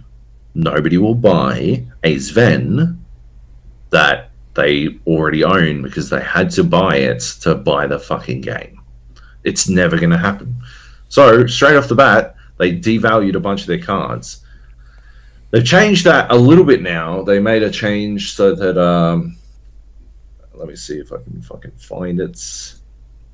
Here is the beta update. I think they're doing daily updates at the moment. You can now recycle cards. You dust them. They come in and dust. They're not. You can recycle cards into event tickets at a rate of 20 cards to 1 ticket. It doesn't say that certain cards are worth more or less, although 1 hero card is technically worth, I think, 4 cards because you get 3 signature cards with the hero card. Yeah, right. So, 1 hero is 4, but still, nevertheless, you sell them individually as it is, and recycle. That an event ticket is $1, so 20 to 1 means a Sven is worth 5 cents.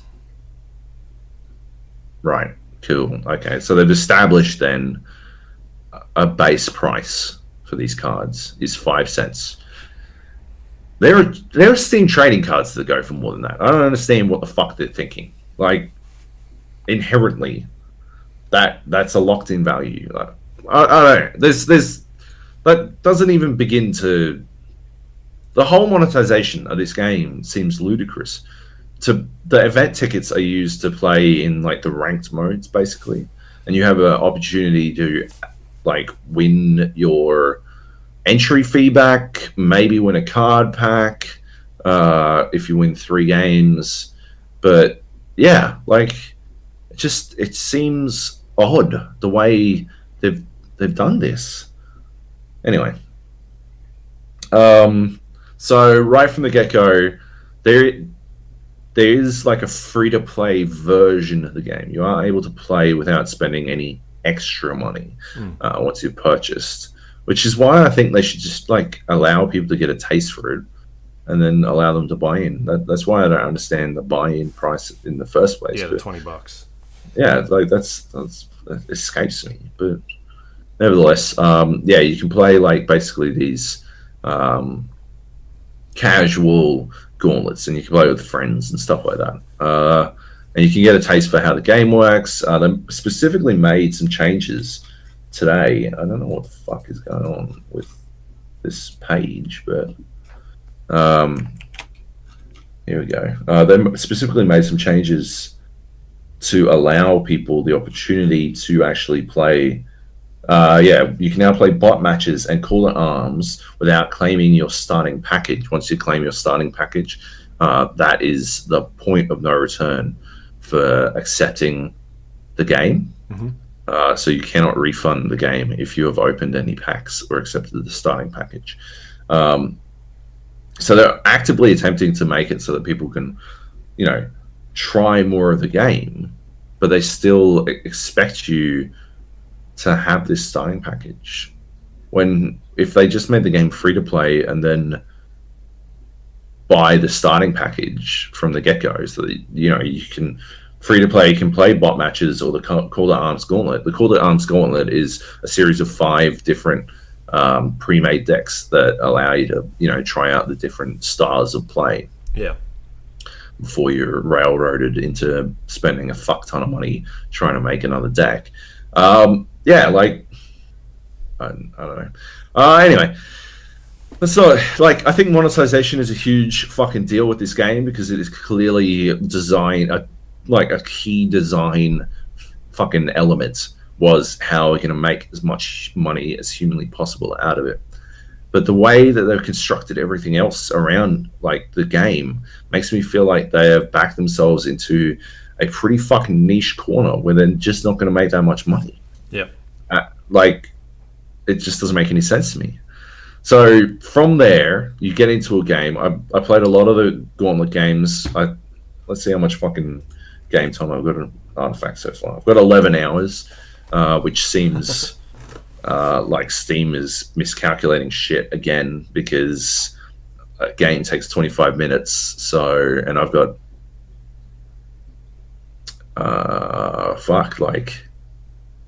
maybe 40 games under my belt, so I don't know how the fuck it's 11 hours, but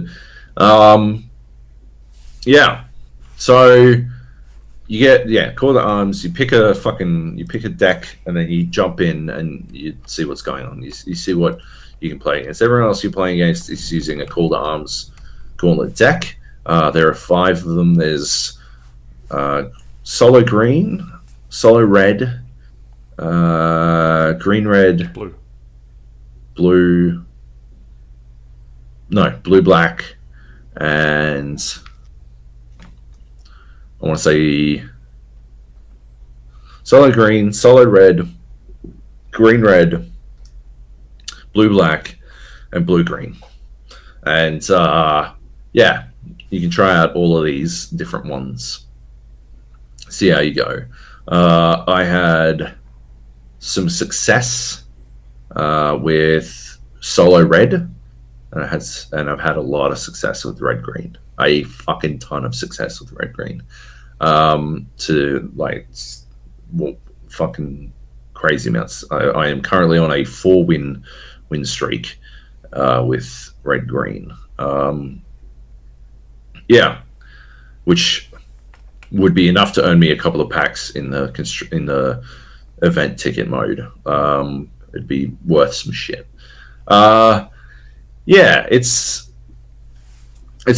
a weirdly constructed game. So you've got 3 lanes, and essentially you play 3 different games of card game.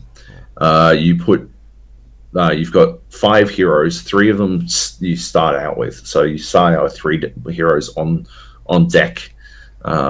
They're randomly assigned, as far as I can tell, and their placement is randomly assigned as well. And I don't think that's a good thing. I think that is a specifically bad thing. I think you should be at least able to pick which fucking lanes your heroes are going to.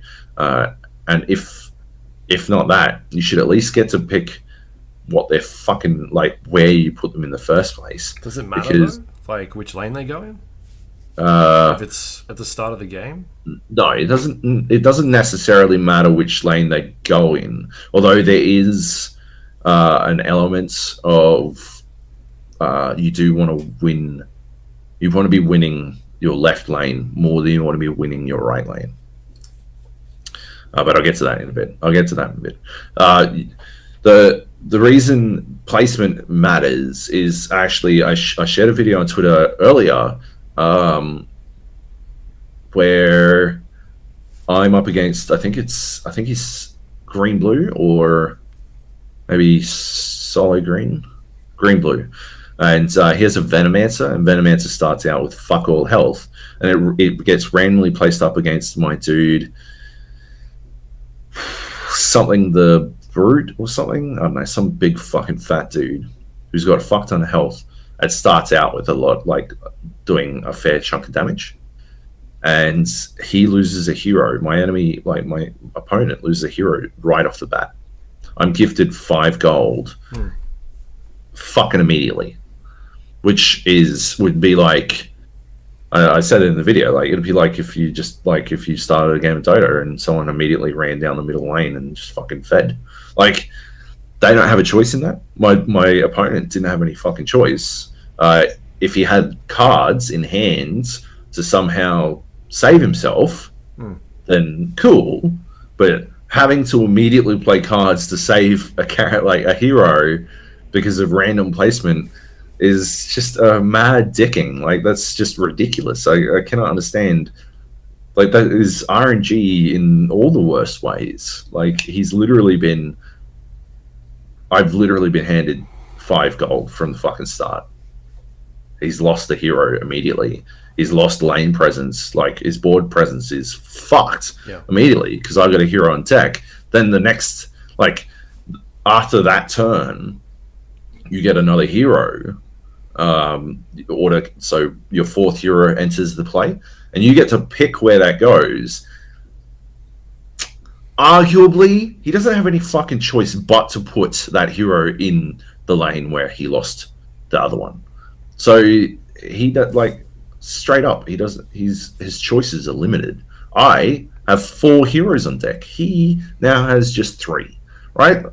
It's ludicrous. Worse still is when he puts that next hero down. Where they land on the board is again randomly decided. So he might choose to put it in the left lane, but it might again sit in front of my fat guy who's still doing 6 damage right from the get-go. And there are heroes that don't live through 6 damage right from the get-go. He's fucked again, right? Like, possibly fucked again. It's rough. Like, I just, you should be able to at least fucking have a punt at putting down. Like, if it were to tell us to put our first heroes out, right? And tell us, you have a placement, you have tile placement. It has tile placement in the game. So if it were to tell us to pick, and I know I've got a big fat guy, and I know he's got Venomancer in the lane, and I successfully guess where to put my hero, so that it goes up against Venomancer, fucking fine, right? That's the risk he takes by putting it in the lane against against my fat guy, right? Your fat guy. I like how you know Sven's name and Venomancer's name, but you don't know the fat guy's name. He's got a... No, it's not Pudge. You see, like, he's... I don't think I can recall seeing him used. So, I'll have a quick look so that you'll shut the fuck up about it. Keefe the Bold. On my team, I have Farven the Dreamer. What? Keefe the Bold, Sven, Lycan, and Ursa.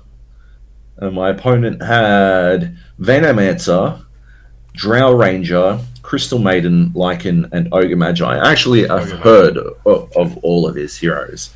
I have not heard of... The first 3 that you said? No, Sven was the 3rd one, but Farven the Dreamer and Keefe the Bold I've never heard of. What are they like?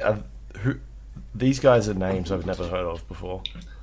Oh, okay then. Farven the Dreamer is some dude with this a staff, and it's got like a crescent moon on the top of it and glows purple.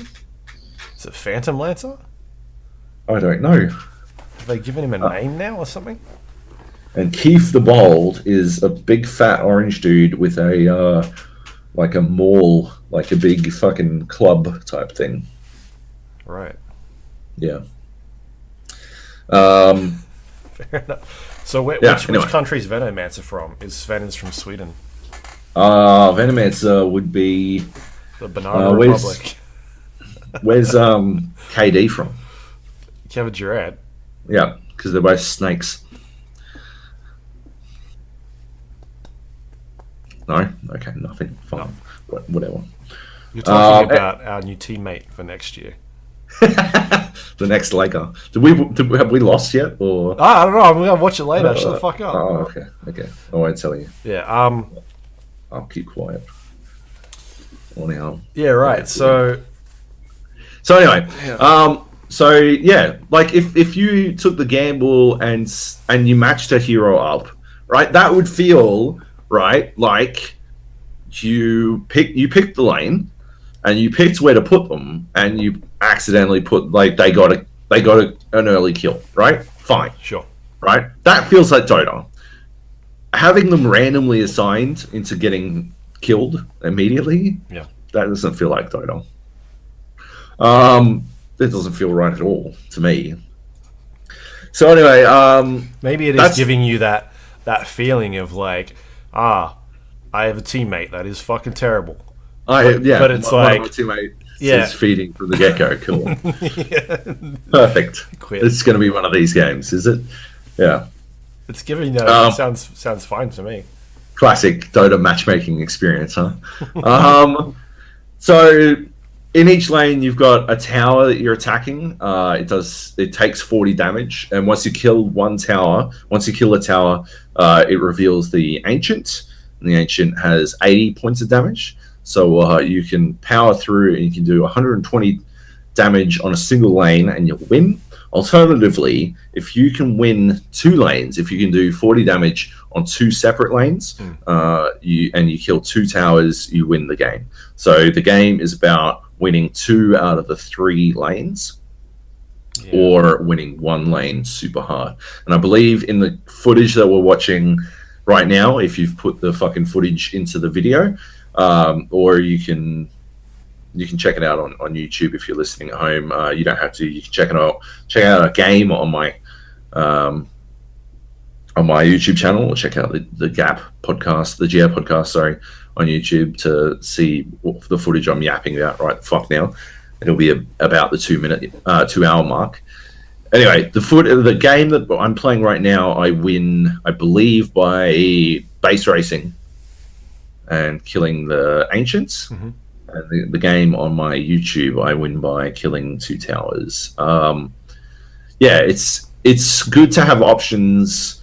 I think that is a good system. It does, however, lead to some really fucking tough choices, because in a card game, there are a number of ways for you to be winning. Board control, health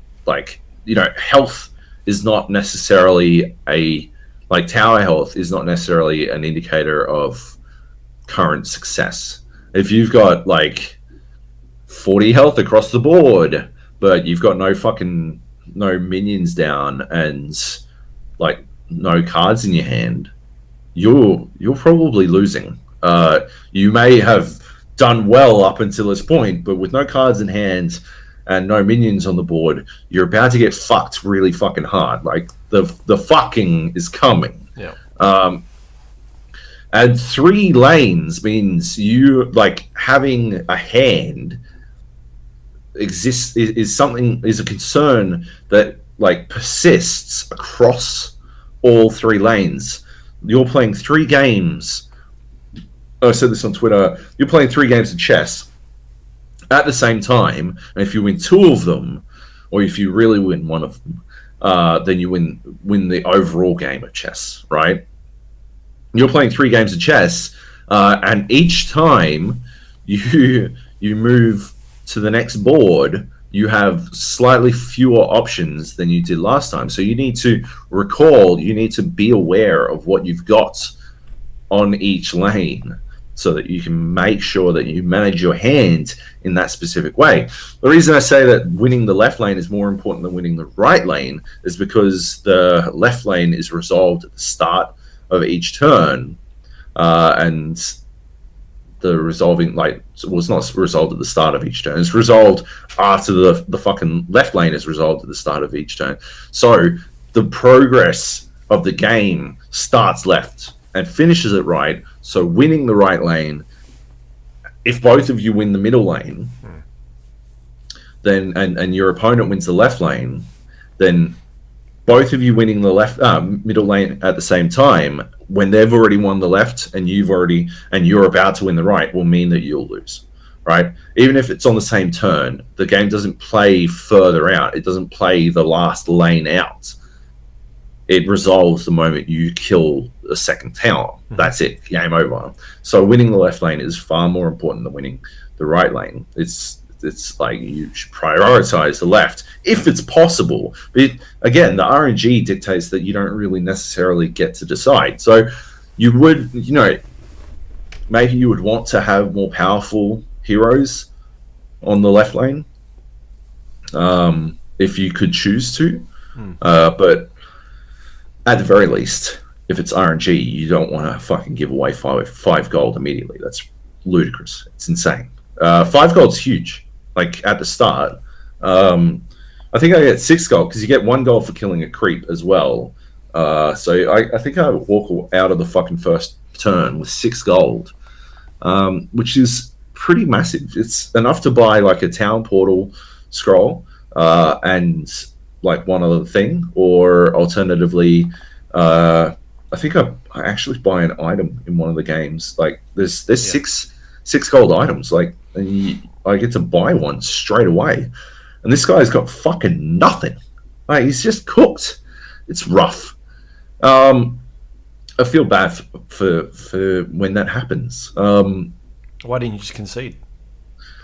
That would have been the honourable thing to do. But can you trash talk people? No, you can't talk to people, and that drives me bananas as well. That I find quite aggravating. But so there's a shop phase, right? Yeah, so after you finish 3 lanes, it switches to the shop phase. You spend your gold, like I said, 5 gold for a hero, 1 gold for a minion. No, sorry, a creep. And yeah, the items on deck vary wildly. Like, for example, I think in one of the games, I actually think in both of the games that I recorded video of, I got this thing called the Apotheosis Blade. Is that something that exists in Total?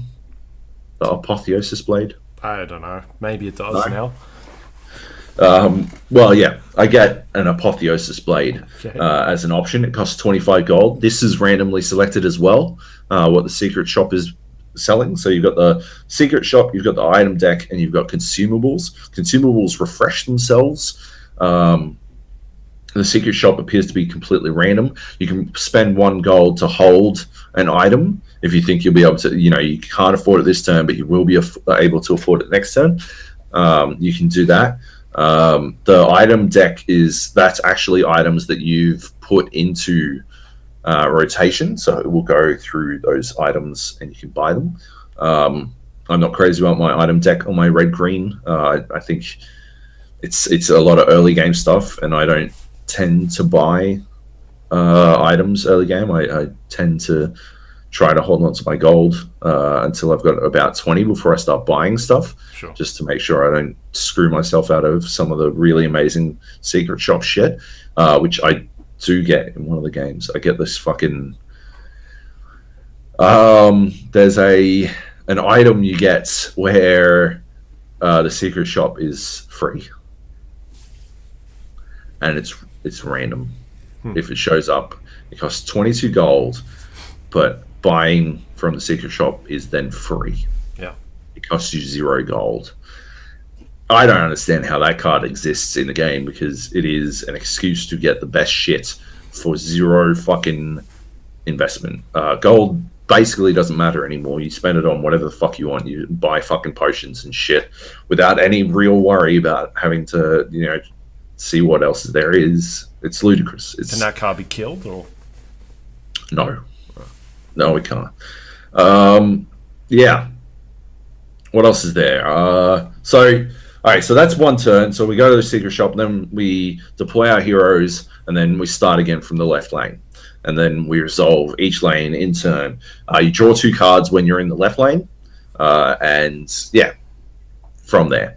You got about 40 cards. I have some issues with the way the game plays out, like the pathing system.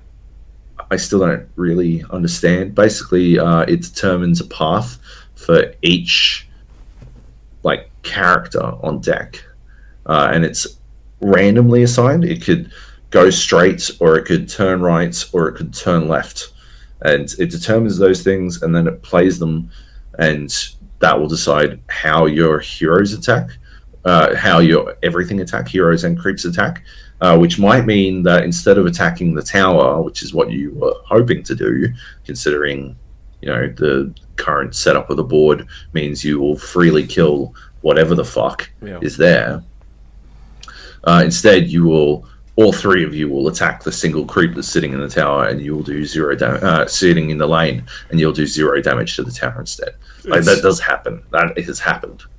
Like it sounds like to me, it's trying to replicate like aggro and how aggro works in a MOBA. Right. Like if there's a hero, like if there's creeps attacking a tower, but there's creeps there, then they'll attack creeps. But if there's a hero there, then like the hero's attacking something. So like there's all these weird, funny mechanics to how things attack certain things depending on where they are and what they're doing. So I like they're trying to do something similar with that.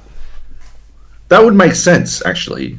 Like if there were specific rules, but it doesn't seem to be. It seems like it's randomly dictated. Yeah, right. Like instead of being, it's like they've got that system, but then they shuffle the cards up, and then they assign them at random, and then suddenly, your massive hero is instead of doing 12 damage to the tower, which is what you wanted, so that you could win the fucking game, he's hitting a creep that was already going to die because the creep in front of, like the creep it was attacking is going to do enough damage. So you're doing like fucking 16 points of overkill damage on this one fucking creep instead of killing the tower.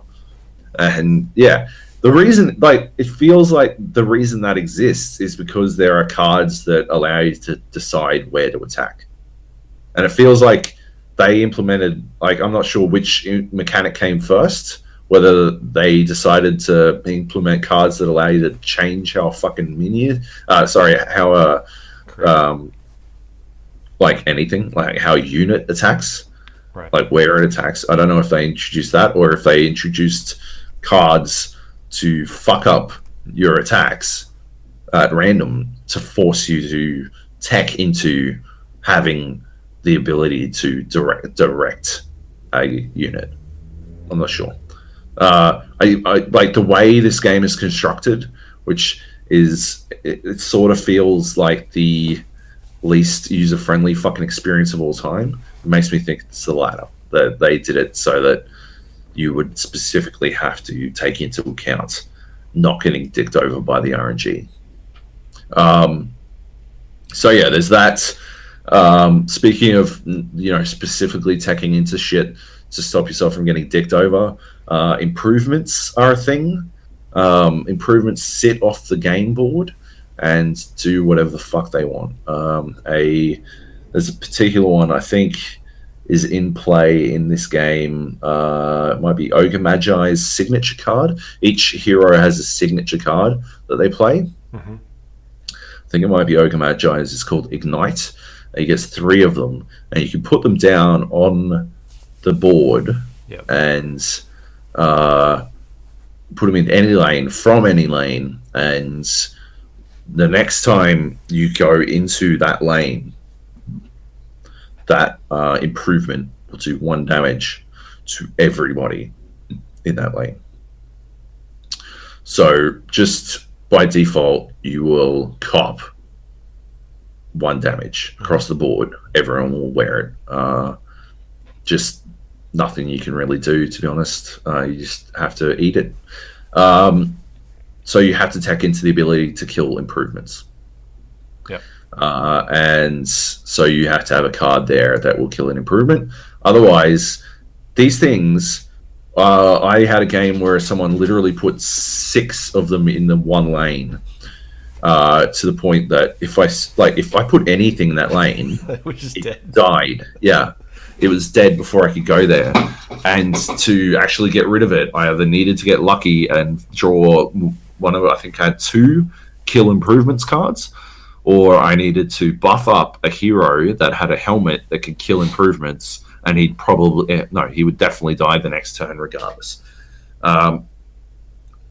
He would die that turn, really. I'd get to kill 1 improvement, and he'd be just dead, because obviously they then saddled it up with a bunch of fucking stuff, because it was free, and they were able to just take a run on my fucking Ancient. Yeah. Because I couldn't put anything to defend.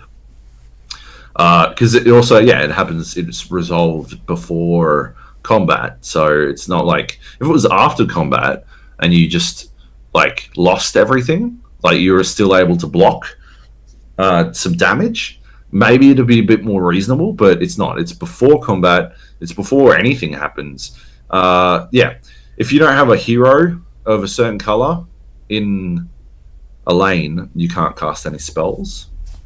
So if you don't have what am I, green red, if I don't have a green hero in the left lane, I cannot cast green spells until I enter a lane where there's a green hero, which means if I don't have any heroes in the lane, I can't cast any spells. And spells in this case include playing my own creeps. There are green creeps, red creeps, and you can't play any of them. So you basically, if you don't have a hero in a lane and you're not able to get one in there, you can't cast any you can't do anything in it. You just fucking watch. Which is pretty bad, in my opinion. I'm not a fan of that in general. It feels like you're just watching shit fall to bits. And then, you wind up in situations where you basically just have to sacrifice a hero so you can cast a single spell, so you could do literally anything at all to save a lane. Ideally, you never let it get to that point, but it does happen. Obviously, they're playing their own game, you're playing your game, and they're playing their own game. So, it's inevitable that they will attempt to construct situations that are difficult for you to get out of. And some of the situations that they're able to construct are holy fucking shit. How the fuck did they let this happen? I've got a card in my deck. I have not used it somehow. I've only got one of them, 1 out of 40. So there is, I suppose it's reasonable to understand why I haven't seen it, but it's a win card. It is a straight up win card. I used it 4 games ago, and the guy conceded on the spot. It's called Time of Triumph. Yep. It is 8 mana. The reason I know Sven's name, by the way, is because A, it looks weird, and second, his signature card is a 6 mana card that gives a red hero +4 attack. It costs 6 mana +4 attack. Okay, keep that in mind. 6 mana +4 attack to a red hero, a single red hero only. Time of Triumph gives all allied heroes in that lane +4 attack, +4 health, +4 armor, +4 cleave, and +4 siege. Is that enough? Attack, armor, health, siege, cleave. I feel like there's one more thing. I can't remember what. You said armor, didn't you? You already said armor. Yeah. Mana? No mana. You don't get +4 mana. That'd be crazy. But all those things. And it costs 8 mana. 2 more mana than give a single hero +4 damage. +4 attack. +4 reflect as well, which is when they attack you, you do fucking 4 damage back. Right. So, it turns into a situation. The way armor works, it negates damage. It turns into a situation where you negate so much damage and you deal so much damage and you have so much health and you are able to smash through. Siege allows you to punch through their blockers at the time of Triumph is basically, a win condition in and of itself. Like, and you can have multiple. You can have more than one of these cards. It's rare, so it's probably going to be expensive as fuck. I got lucky to have picked one, I suppose, but ludicrous. I cannot believe this card exists and is 8 mana. That is ridiculous. The curve alone. How does it go from 6 mana for +4 on 1 red to literally? I have seen a game where a dude put. Who's that dude? Meepo? Is it Meepo? Who clones himself? Yep. Put 3 of those plus 2 other people in the same fucking lane, cast Time of Triumph, and was then able to do whatever the fuck he wanted across every fucking lane. You're cooked by that point. It's over, baby. Holy fuck. It's got +20 across the board. That's fucked. For 8 mana? How the fuck did they figure that was good? Who the fuck wrote that card? That's amazing. That's not even Jesus Christ. It also bugs the fuck out of me that Siege is default. It's a default thing. You can't choose. You know how Magic, you don't have to put someone to defend. You know how the choice to defend with a card is something you make. It's an active choice in Magic. Yeah. It's not. If they are pathed into one another in artifacts, they will attack one another. Yeah. I don't like that. I just don't like it. Making that an option would solve my problem from before, the Venomancer versus Keefe the Bold, or whatever the fuck his name is. Keefe. Keefe. It's Keefe. Get out, Keefe. But if you could just not have Venomancer fucking block Keefe, just, you know what? I'm a little snake idiot. I'm just going to let you attack the tower this turn instead. Yeah. Even if you made it an active choice to, you weren't able to attack back, you know? You're not able to attack as well. You have to actively choose to not do anything, to just get the fuck out of the way. You go hide in a bush or something, right? It'd still be better than goddamn, eating a bunch of shit right from the get-go. Yeah. Anyway, so, that doesn't make sense. I'm not a fan of that. Oh my god. And I don't know. Like I said, I'm on a massive win streak at the moment. I'm on a four-game win streak. Everything's pretty cool. I'm pretty good at the game. Surprisingly good at the game. I don't think I'm actually good at the game. I'm good at the game relative to all the people who are taking a lot longer than me to work out the basics. And as soon as people work out how to actually play it, I will fall back to being shit. But as it is right now, I'm winning a lot. So it's not like I'm losing all the time and I'm just salty at the game. I don't think it's very good. I think there's a bunch of design decisions that just don't make sense to me that I think are naturally toxic, naturally bad for the way you play the game. They wind up in you making you can't even call them unforced errors. You are losing to dice rolls, basically, which sucks fucking ass. Especially in a game where if you want to compete, you know for a fact you're going to have to buy a bunch of fucking expensive ass cards. It's 1000% going to be a game where you're going to have to buy the most expensive cards so that you can try to fucking compete with people because they will have bought the expensive ass cards. It's ludicrous. It feels awful. I can't understand how they would, make a game like this. Considering the alternative is the free-to-play and very well monetized Dota 2. It's literally drawing inspiration from the fucking poster child of good monetization in games. And it's awful at it. I don't understand. There's also a bunch of other stuff. Like, I just don't feel like this is the Dota 2 of card games. I don't see a lot of Dota 2 in this beyond the fucking heroes that I don't recognize. I guess that like helps not see the Dota 2 in a way. But I don't feel like there's a, the phases. I don't feel like I don't feel the phases exist. Why wouldn't you make it so that you have to kill all 3 towers and then kill their fucking, and then have a base, like have a base phase, like, right? Like, why wouldn't that be a thing? Why wouldn't XP be a thing? Why would gold? I'm wondering if they've like tried to do that, because the game's been in closed beta for a while, right? It's a weird win condition, like, either kill 1 lane in the ancient or kill 2 towers. Like, why not have it kill, like, I don't know, you can't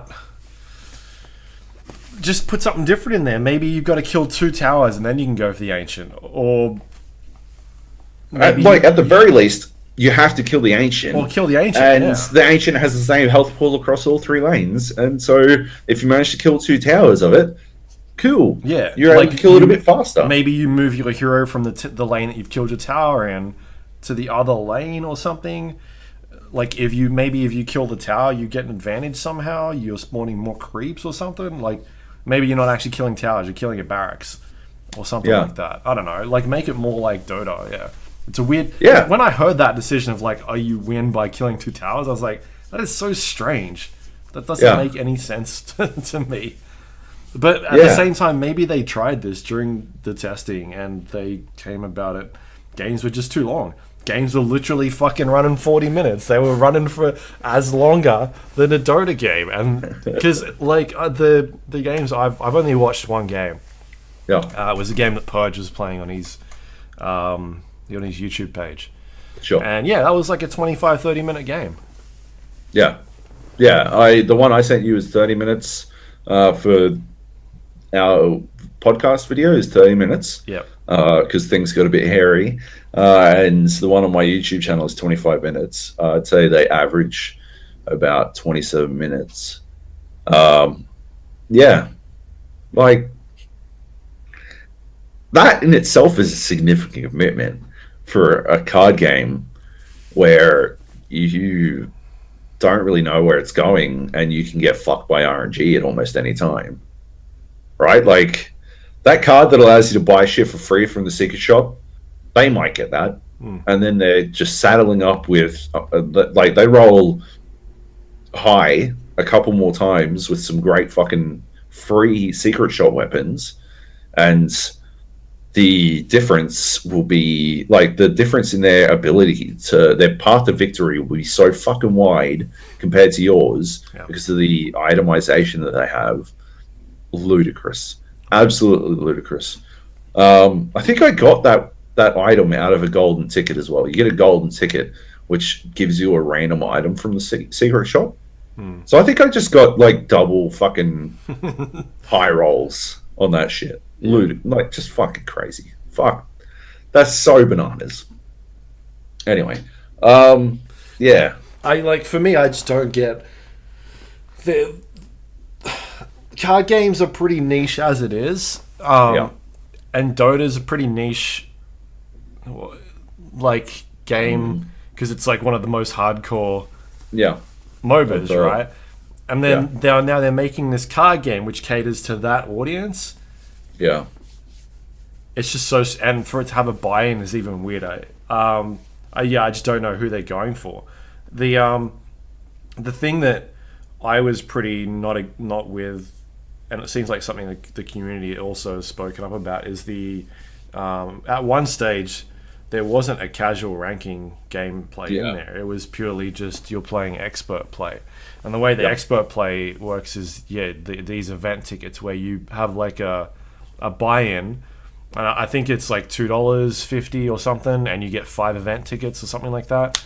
And you, every time you want to play in a tournament game, you spend an event ticket, and then each player has a random draft, or you draft a set of cards, and then if you lose twice, then you're out. It's the same sort of setup as the Hearthstone formula, right?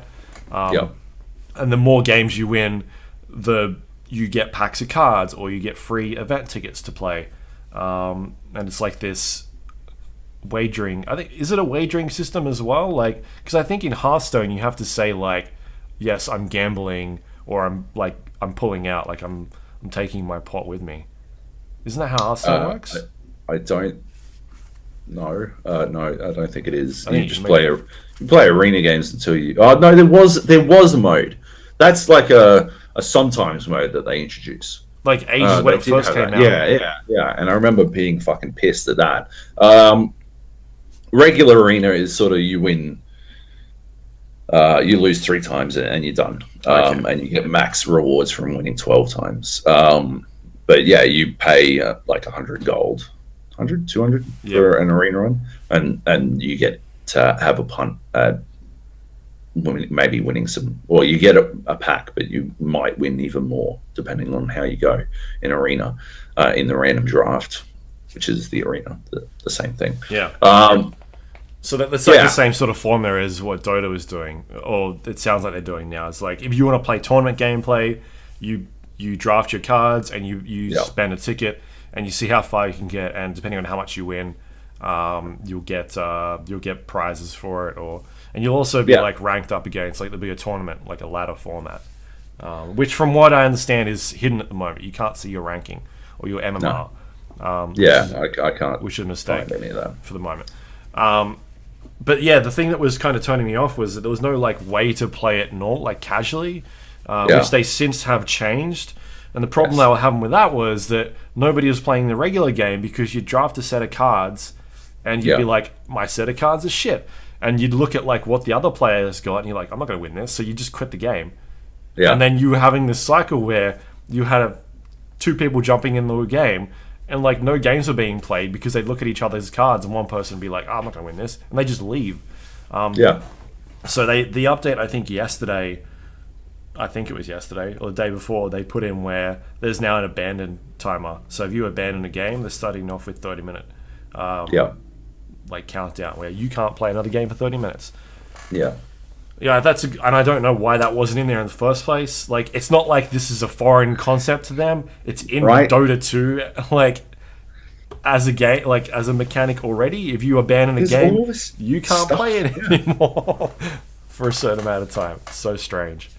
So I mean, maybe that would be interesting to me, but the whole concept of just buying cards, like there's no way you can earn cards from playing the game, is so strange to me. No, there's no way you can earn cards without paying money. Yeah, that's what I mean. Like you can't, because you can earn cards by playing the game as long as you've got event tickets. Right, you got to pay money though to earn cards. Yeah. It's not like I can go play Hearthstone and do dailies and eventually I'll get something, and then I can use those to play the other game, but like the different mode they've got. I don't know, man. So I just don't know who they're aiming this for. Like, I don't see this game taking off. It's whale hunting as big as what's it called, Hearthstone or Magic, something like that. I don't see it getting anywhere. I mean, it's going to get traction. People are going to play it. People are going to try it. I think, a lot of card game streamers are going to have a punt. Probably a lot of Dota streamers will have a punt. I think I've already seen a couple of games of like, but yeah, like the difference is like they get a lot of money to do these things, so they're directly incentivized to pay money into the game. But the regular person will not have the same incentive. And once they work that out, once they work out that, like, it's a specific divide. It's a way that streamers, a streamer will get like some money from donations and stuff, and they can directly use that to invest in their business of streaming Artifact, right? But the regular person will not have that same incentive, and so it's going to directly change that. My biggest question, because I'm going to sell all my fucking cards, my biggest question is, when do I sell my cards? Do I sell them immediately, or do I hold on to them and see if they go up in price? I feel like that's generally the way cards work is they go down over time. Like That's the what Steam I think. chart, the Steam summer sale cards when they do them. Yep. It's hard to say though. Like it depends on how random some of these cards are, I guess. But I feel like they're not going to be worth much at the start. A card like Time of Triumph, Maybe I expect will be worth a fucking $500. Just chuck it up there. 500. You set the benchmark for how much you think the card should be worth. That's a good idea. Yeah. Like that card's fucking stupid. That's so dumb. I cannot understand how it exists. It should be 10 mana at the very least, and it should do red heroes only or something like that. It is far too powerful. Crazy, especially compared to Sven. Sven's signature card. What's his? Actually, that's the other thing. Like, where are the alts? Right, like Earthshaker has his Echo Slam. Yeah, that's an alt.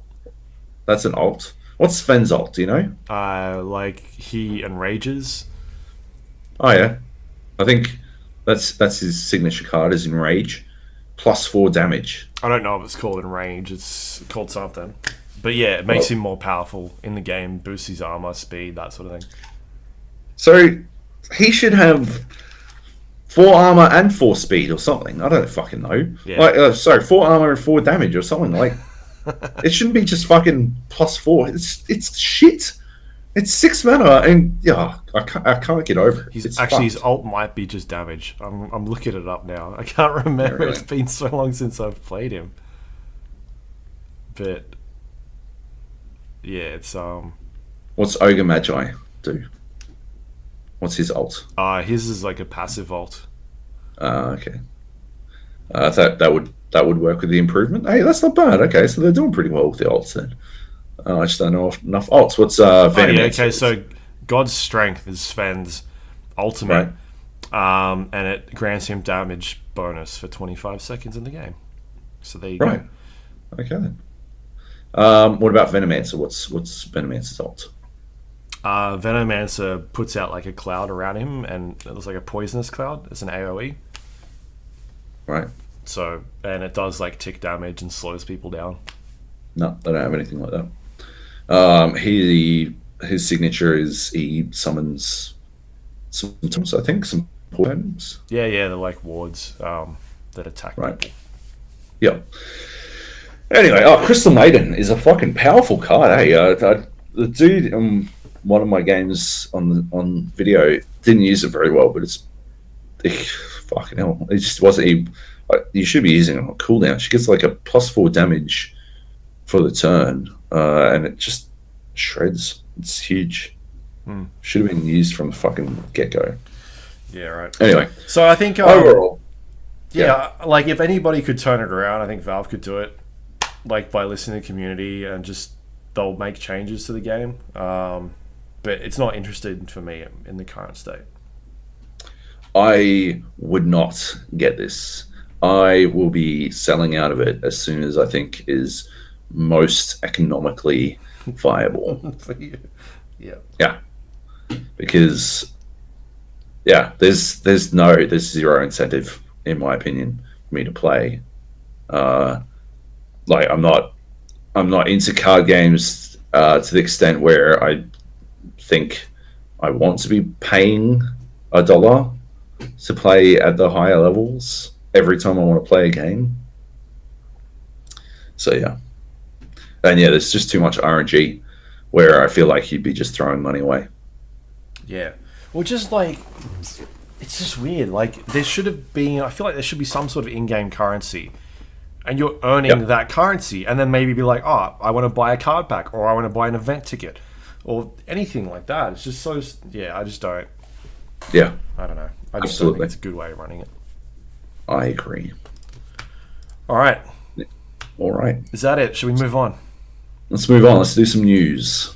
Not much news. Not a lot. There's a little bit on here. Let's talk about Steam pricing in Australia. We're talking about Valve. I guess this is specifically just affecting Australians right at the moment.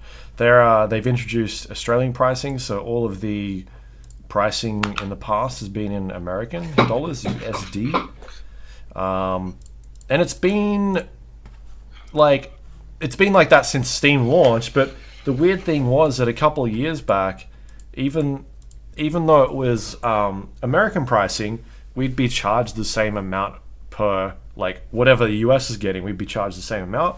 But then they introduced regional pricing where each individual region could set their own prices. So even though we're getting charged in USD, it was still being charged out in like a different price to the Americans.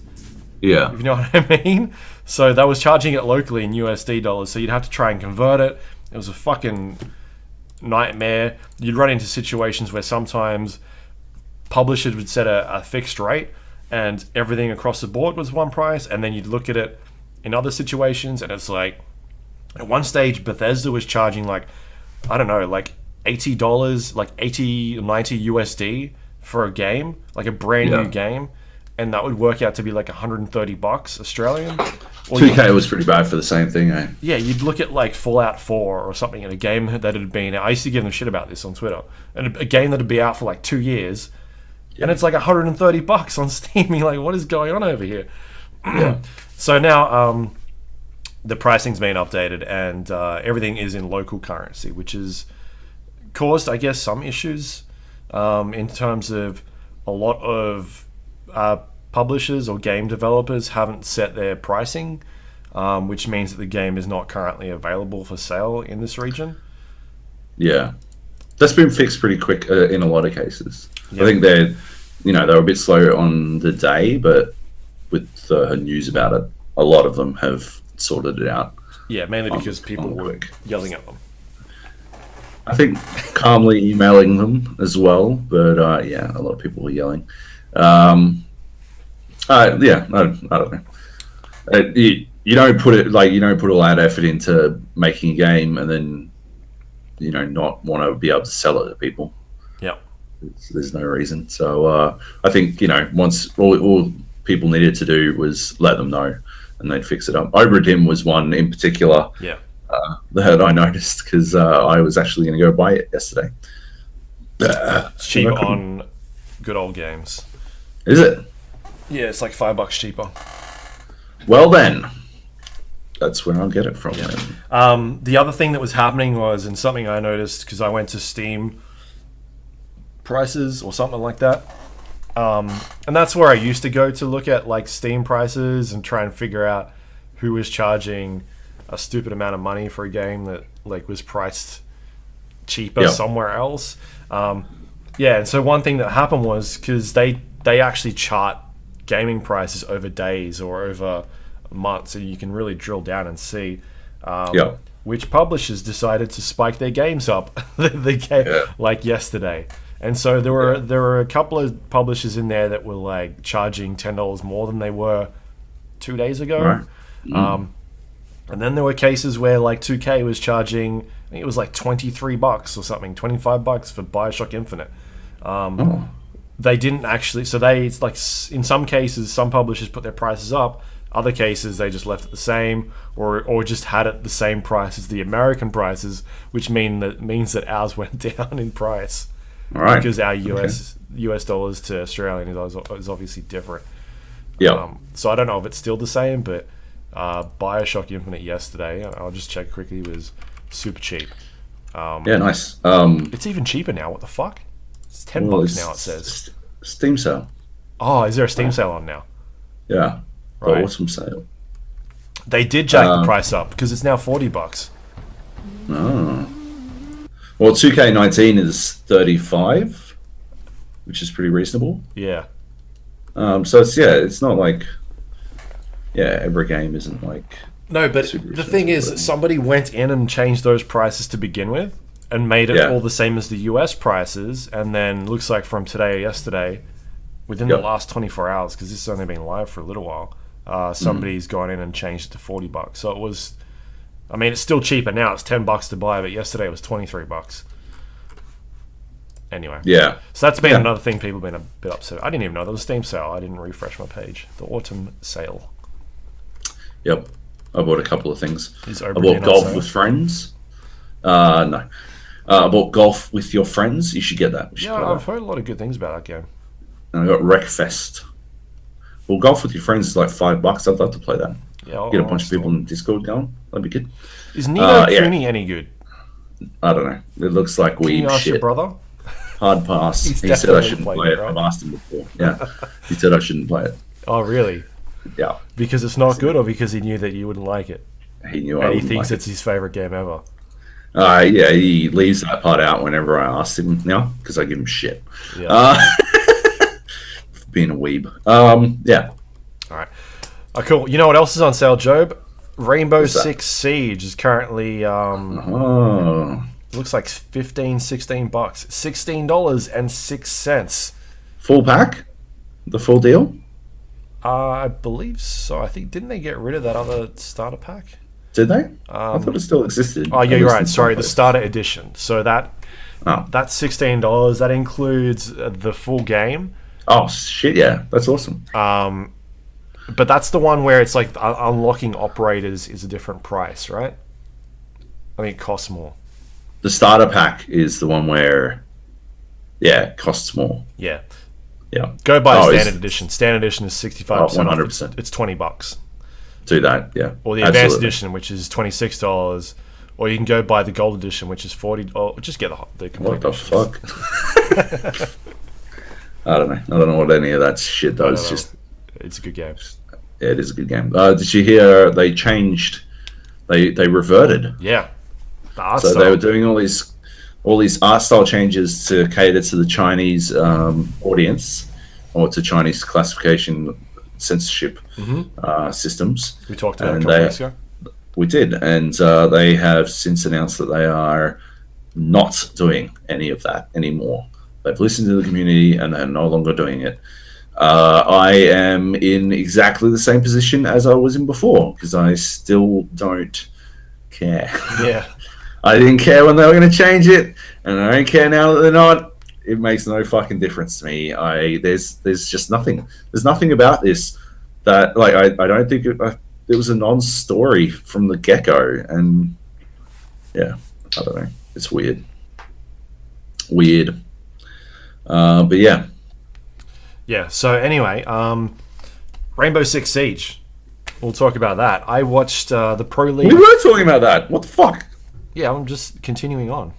What was the big pause? Like I was like dragging you way off track. No. The fuck, man. The What shit. Rainbow Six Siege Pro League finals were on over the weekend. These were held in Brazil. Sao Paulo. $170,000 USD prize pool, pretty big. That's pretty good. Yeah, and we had two APAC teams playing in there. We had Norango, who is from Japan, and Fnatic, based out of Australia. I think they're all over Australia. And so Fnatic have been in the Rainbow Six Siege community for a while now. They're the team that started off originally as Mindfreak Pro On the Xbox. They were very good on the Xbox. They transitioned across to PC and kept a couple of their players. And they've been dominating on PC now for a couple of years. They were at the Invitational earlier this year. I went along with them and followed their progress. They ended up getting in a really good spot in the Invitational. I think it was top 8. So they made it to the main stage, which is awesome. And they've been doing really well in the local scene, right? They've been playing. They won recently at PAX. They've won some, or come first or second in some local tournaments. But they've been so good that they got picked up by like an international team, so they become Fnatic now. Yeah, man. So this weekend, I don't know how many games you watched, but I watched a couple. And we've talked about this like best of one format a lot. And Rainbow Six Siege is one of those tournaments that do love their best single elimination. Sorry, single elimination tournaments where if you get knocked out, you're gone.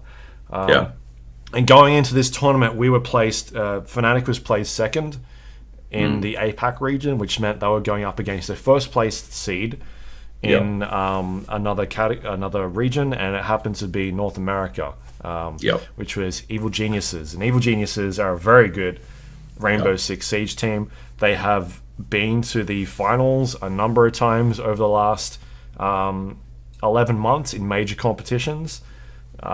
They considered a top probably 2 team. It was sort of like getting like Team Australia in the Overwatch World Cup getting the draw against South Korea. Yeah, like, the number 1 team.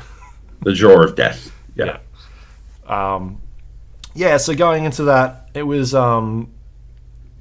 pretty bad. But then you get to the tournament and things got even worse because one of their best players, one of their fraggers in the team, and also their team captain, Magnet, comes down with an illness and is in hospital.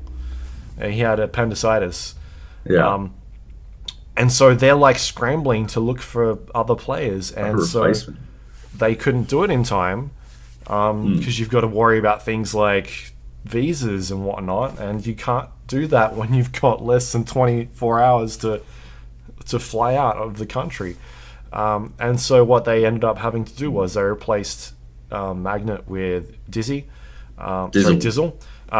who is their coach, and who doesn't play.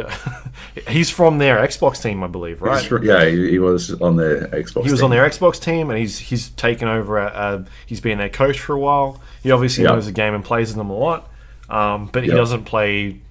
He doesn't really play professionally. He's just there to coach. He doesn't play professionally in the PC team. So we've gone from a really bad to an even worse situation, and man, the game was fucking awesome. It was fucking awesome. It was so good. But the other thing is that, which was really weird, the pick and ban phase. From what the commentators are saying, they were super confused about like why they were giving them really good maps. Like, oh shit, Fnatic's give them EG like maps that they should not have given them. And the other thing is like, Fnatic went into this tournament just practicing to play against EG, because when they go into these types of things, they're not like Australia. It's technically not really a good region, so they kind of just practice for like competing against one team. Same thing at hoping in fucking Overwatch, right? Because they just don't expect to get any further. But anyway, so that first game started off and it was EG and Fnatic on border. And like the game was really good. I guess Fnatic really... The series was awesome. Fnatic really fucking brought it to them. And you could see like, I think EG started off quite strong. But by the mid-game, things really started to turn around, and Fnatic was able to really, I guess, bring it on defense as well as offense, because they were just able to get things done, which is really good. It was awesome. The commentators were again terrible. They were hammering EG for being bad, and they were not very quick to praise Fnatic for playing well. And it was making me pretty grumpy to start off with. Although EG were playing really bad. It seemed like they tilted or something. I don't know what the fuck it was. Like they just shit the bed. Like they were playing bad. Fnatic were playing spectacularly, and like they weren't winning 50-50. Some of the fucking matchups they won were not 50-50s. They were like fucking 10-90s that they somehow walked away with the win on. Like they should not have fucking won some of those fucking shootouts. EG won a couple of like 4 versus 2s, and like there was like 2 of them, and EG would just win, like a 1-on-3. Like I don't know, it was weird, man. Like just dumb. The commentary, was they should have given more credit to Fnatic. I felt like it was, but other than that, like it was good. It was awesome gunplay. and like really fucking nerve-wracking shit. Yeah. Then they got smashed by G2. Everyone got smashed by G2. Did G2 lose a map? I don't think they did. No, they didn't. Yeah, so Fnatic won against EG 6-3 and then 6-4. So they knocked out the second best team in Rainbow right now, which is awesome. Like that just shows how far our region has come. And also they did it with a fucking ring-in. Like, who was carrying them at one stage? He had like the most kills at one stage. He was like way ahead on kills at one point. It's 2018, the year of coaches doing well, right? Yeah. OG as well. Right. Yeah. Trend. Yeah. Anyway, good stuff. So they were the second team of NA knocked out because the other team that was through as well, which was Rogue. Was it Rogue? Not sure. I think it was Rogue. Yeah. They got knocked out earlier by the other APAC team. Norengo from Japan. Yeah, so both APAC teams knocked out North America. And the funny bit is, I don't know if you saw it, but when Fnatic knocked out EG, Rogue came running out on stage to and were hugging the Fnatic guys because of just what just fucking happened, because nobody could believe what went down just then. Like an APAC Australian team with a ring just knocked out the second best team in the tournament. It was pretty nuts. And I said the same thing to you. Like, I don't think the commentators gave Fnatic enough credit. Like, we know they're a good team. They don't get as much opportunities to play international teams as some of these other guys, but we've got a strong local tournament, especially with Japan. And I think it shows, by having two APAC teams in the top four, just how far these guys have come. And I think they're going to be a huge threat come the Invitational. People have seen Fnatic get a top 8 now. They've made it to the main stage twice in the last two big tournaments, and they're going to be on people's radar. Yeah, 100%. It's going to be awesome. So that was cool, and then obviously you spoke about it. The team that won that competition was G2 Esports, who are easily the number one team in Rainbow this year. They won the Invitational. I think they came second in the last big tournament, and they've obviously just won this one again. Yeah, without dropping. They just cleaned up. They're so good right now. Since I think they've had one player be replaced since I saw them at the start of the year, but they're on just another level. They are cleaning up. I think they'll definitely be the favourites going into the Invitational come March or February, whenever that is, in the next couple of months. Yeah, there's no question that they're going to be the favourites. They were unstoppable. They were just crazy good. They didn't lose a single round. Yeah, it was a fucking smashing. It was good. They destroyed Australia without dropping a round. That's what I meant. Yeah. Which is not cool, but still. Anyway, Australia still played well. Yeah. Anyway, good stuff. Yep. What else we got? That's it, actually. That's it. We got any... And no questions. Oh, easy. Well, there we go. Yeah. All right. Well, that's it. You can find The Gap on iTunes, Android, Windows Store, all those fun places. We are also on Spotify now. We had some... Are we? Yeah, we're sort of on there. Have you found us? I found us, yes. We got on Spotify. Apparently, we were already on there, but we weren't showing up. So I got an email back from them last night saying they're looking into it, and I looked a couple hours ago while we were talking, and we are definitely on there. If you search for, we're on there. They're still it looks like they're still working on it, but I definitely found us in one way. So we're getting there. We'll show up at some stage, but if you want to listen to us on Spotify now, you can also find us on there. Just search for The Gap, and hopefully we'll come up. Otherwise, fingers crossed. Give it a couple of days, and we'll sort it out properly. But it's getting there. They're sorting their shit out. So, we have no idea what we're doing. No, but otherwise, if you're on iTunes, please rate and review the show. It helps other people find it. Really appreciate that. Haven't had a reviews in a while, looks like, so that'd really help if people do that. It's all our loyal listeners. They don't need to review us again. Yep. You could try. Sure. Yep. And if you want to find us on social media, you can do that as well. Twitter.com/GA Podcast.